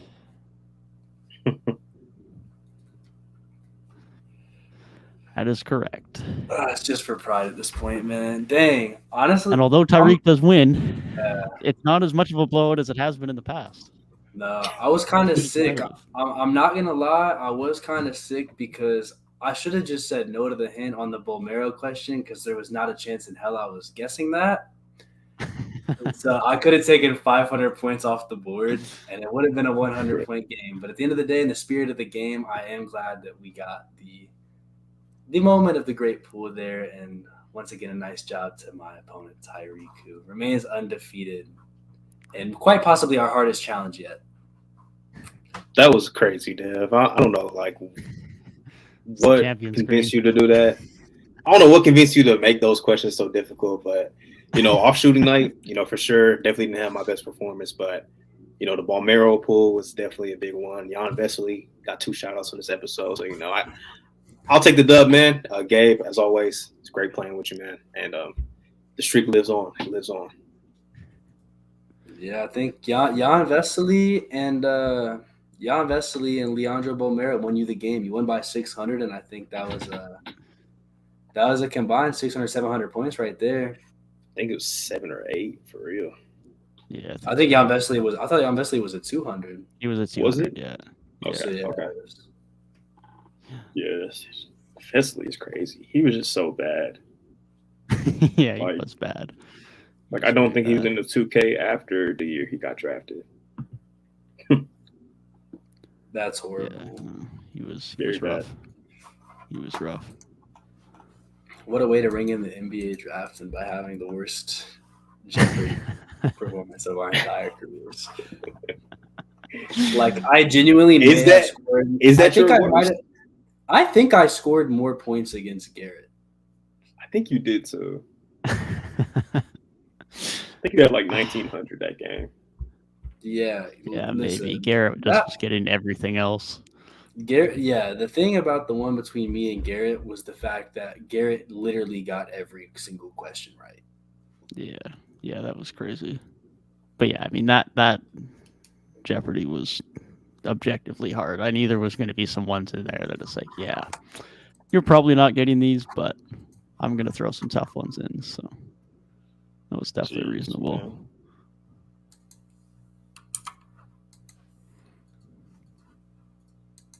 Dang, I just realized the sub count went up too, baby. I think. Holy shit. Oh my God, y'all. I just looked at I swear I looked at our freaking YouTube page a day or two ago, and both of like the Bucks and the Cavs videos were both around like 200 views or something. Yeah, they've been doing well. They both like our return would be spoken about in textbooks, man. Up 2 subs, only 16 away from a big 100, man. Come on, bro. Oh, they've been good. It is that time of year. The What's Next videos are lovely. Unfortunately, this recording session we did go between about 16 and about 10 minutes. Yeah, Yeah, that's okay. We'll find something to pull out of it. But yeah, I think next week we should have Gabe's much wanted rematch against myself to see if he can get another Jeopardy win. Yeah, man. Dave still needs to get on the board, right? Yeah, I haven't been on the board yet. He's never won. Yeah, Bro's just the 0-2, goated host, the 0-3 greatest host or of all whatever time. it is. Well, one of those wins can be contested, man. I'll admit that. I will admit that. Well, I'm about to cook. one of these days, in like a year or two, I'm gonna match up against Gabe in a college Jeopardy, and I'll find a way to pull it out. Might be next week, man. Money in the bank contract. I have a It might be next week, man. advantage. Thinking about doing something like with lineups, where each player went to college. Right. Point guard went to Duke. Shooting guard went to here. I don't know. Right. Yeah, that could be interesting. Yeah, you probably have to throw in all-time teams for that or something. I mean, I guess there's 30 like teams. 2010 or something like that. It's hard to make that in Jeopardy format. We could do if that was just like a quiz format where it's like whoever gets the most out of 30 teams. But like even when you do also, like, you get to the last couple and it's like, oh, which teams haven't been yet. So if you had like 15 or something and it was a quiz format, that'd be a really cool idea. Unless you did like historical type teams. Okay. I'm gonna cook something up, man. Oh, I like that. Yeah, there's some that are like free. Like if you get like point guard went to Davidson College, it's like, damn, I wonder what franchise this is. But you get one where it's like, oh, point guard went to Kentucky, power forward to Duke. It's like, oh, this is like a hella team. It's like it could be. This is the team Sacramento Kings or something like that. Yeah. Shoot, that was a Sacramento Kings. No, Bagley got traded. Yeah. Yep.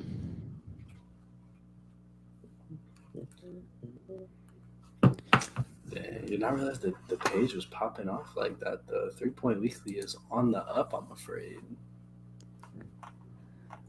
Oh, it's that time. The off season is a lovely time. No, yeah, off-season growth is playoff videos made me just demoralized. It was just sad. That's like, just the way it be. There was like some video, like the Lakers video did cool, the Suns video did cool, but like Brunson versus Mitchell did bad, Golden State did bad, Raptors video did bad. And the Raptor one was a what's next video. It's like, dang, you just during the playoffs views are just not good. Yeah, it's just how the playoffs are, man. It sucks. You might get a random video that pops off every now and then, but that's about it. It's because people are actually watching basketball. Yeah. Yeah, true. Very true. And then, like, everyone's talking about the same thing for the most part, so everyone just tunes into the one or two people that are the big creators that is their favorite, and that's about it. It's a tough time for love for everyone else. It's okay though, man. We got it.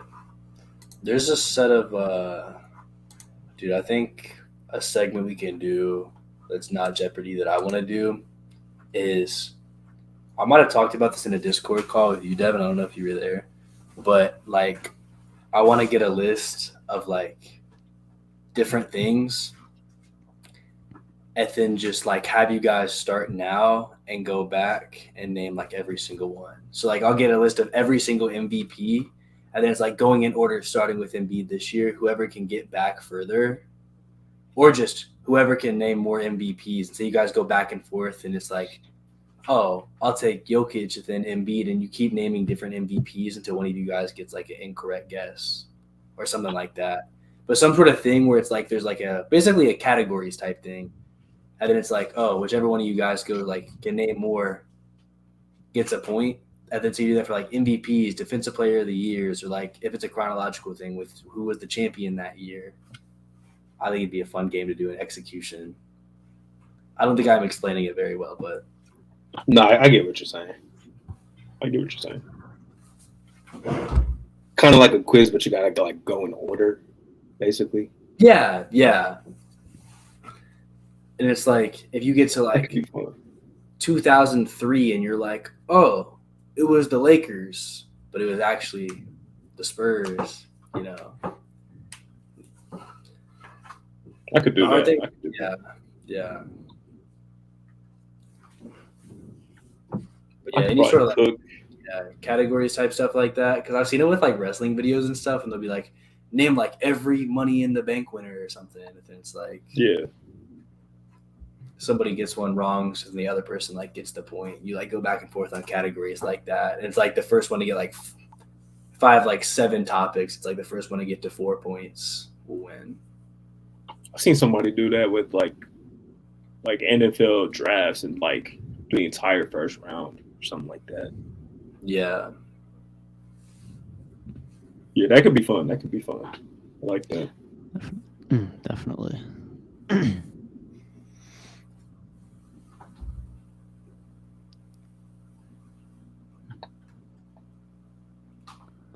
Shit, y'all got anything else though?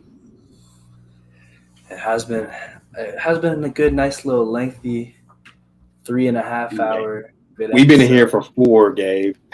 My fault, y'all. My fault, y'all. Sleeping Beauty over there. Hey man, a guy like me, I did need my beauty rest because Tyrik, this is what I gotta tell you, bro. I've not had the opportunity to enlighten you with this information, bro. So yesterday I went to the gym at 7 a.m. right, and it was leg day, right, and I somehow got gaslit by my guys into I did Bulgarians. My last set was 75s, man. I grabbed the heaviest weight in the whole Planet Fitness. Are you okay? Olivia Rodrigo was playing very loud during that set. I will let Are you know okay? that. Is life going good? Are you okay, brother? Hey, man. Sometimes it was good after that. I did need that as a man, personally. But You like that, man? Yeah, bro. I went out of that and then was doing like the leg press machine for like 250 my last set. Hit like quad extensions for like 200. I was even going hammies like 145, 160, bro. That's how I knew it was just one of those days. My brother, I came home last night, bro. It's so over. It's so over. Your legs are about to be screaming tomorrow if they're not already. Dog. A week into creatine, I've been acting up, man. I've been acting up. Creatine definitely gets you doing stuff that you probably were not doing before. 100%. Yeah, that's hey man. Yeah, that's just life recently. I just go to the gym, do egregious things, record stuff for KOT, be social, work. Living the simple life right now, man. Love to see it, man. Love to see it. Oh, I should probably jump out of here and get some food because I'm recording with John in an hour, and then you pulling up to the recording tonight, Gabe? Yeah, there's a good chance, at least for a good portion of it, since I haven't been to the gym today because I woke up right before doing this. Yeah. I do have to go there at some point, and I also have not eaten anything today, so I cannot guarantee I'll be in there directly at start time, but I should be in there. That's okay, though. I've been on most of them so far, so giving other people some chances to speak. Yeah, for sure. Because we've got a couple. I think everyone else is here today for the most part. I think Mo's jumping out about halfway through, so yeah, probably just slide you in around when he leaves would be perfect. Good. What time we are, or what day were y'all trying to record next week?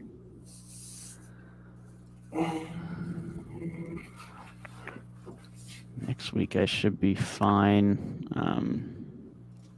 Saturday night I guess I'll be recording, but yeah, other than 24th. that, I'm free.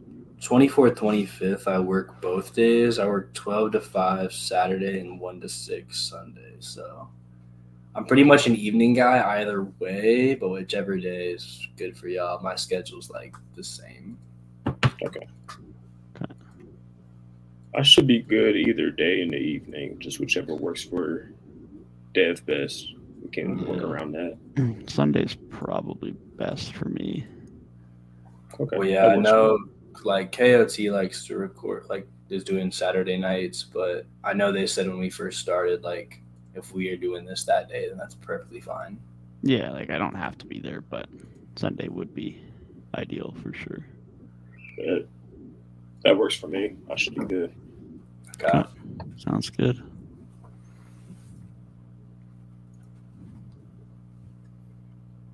Are we still live? Yeah, we're still live. I should probably just end it at this point.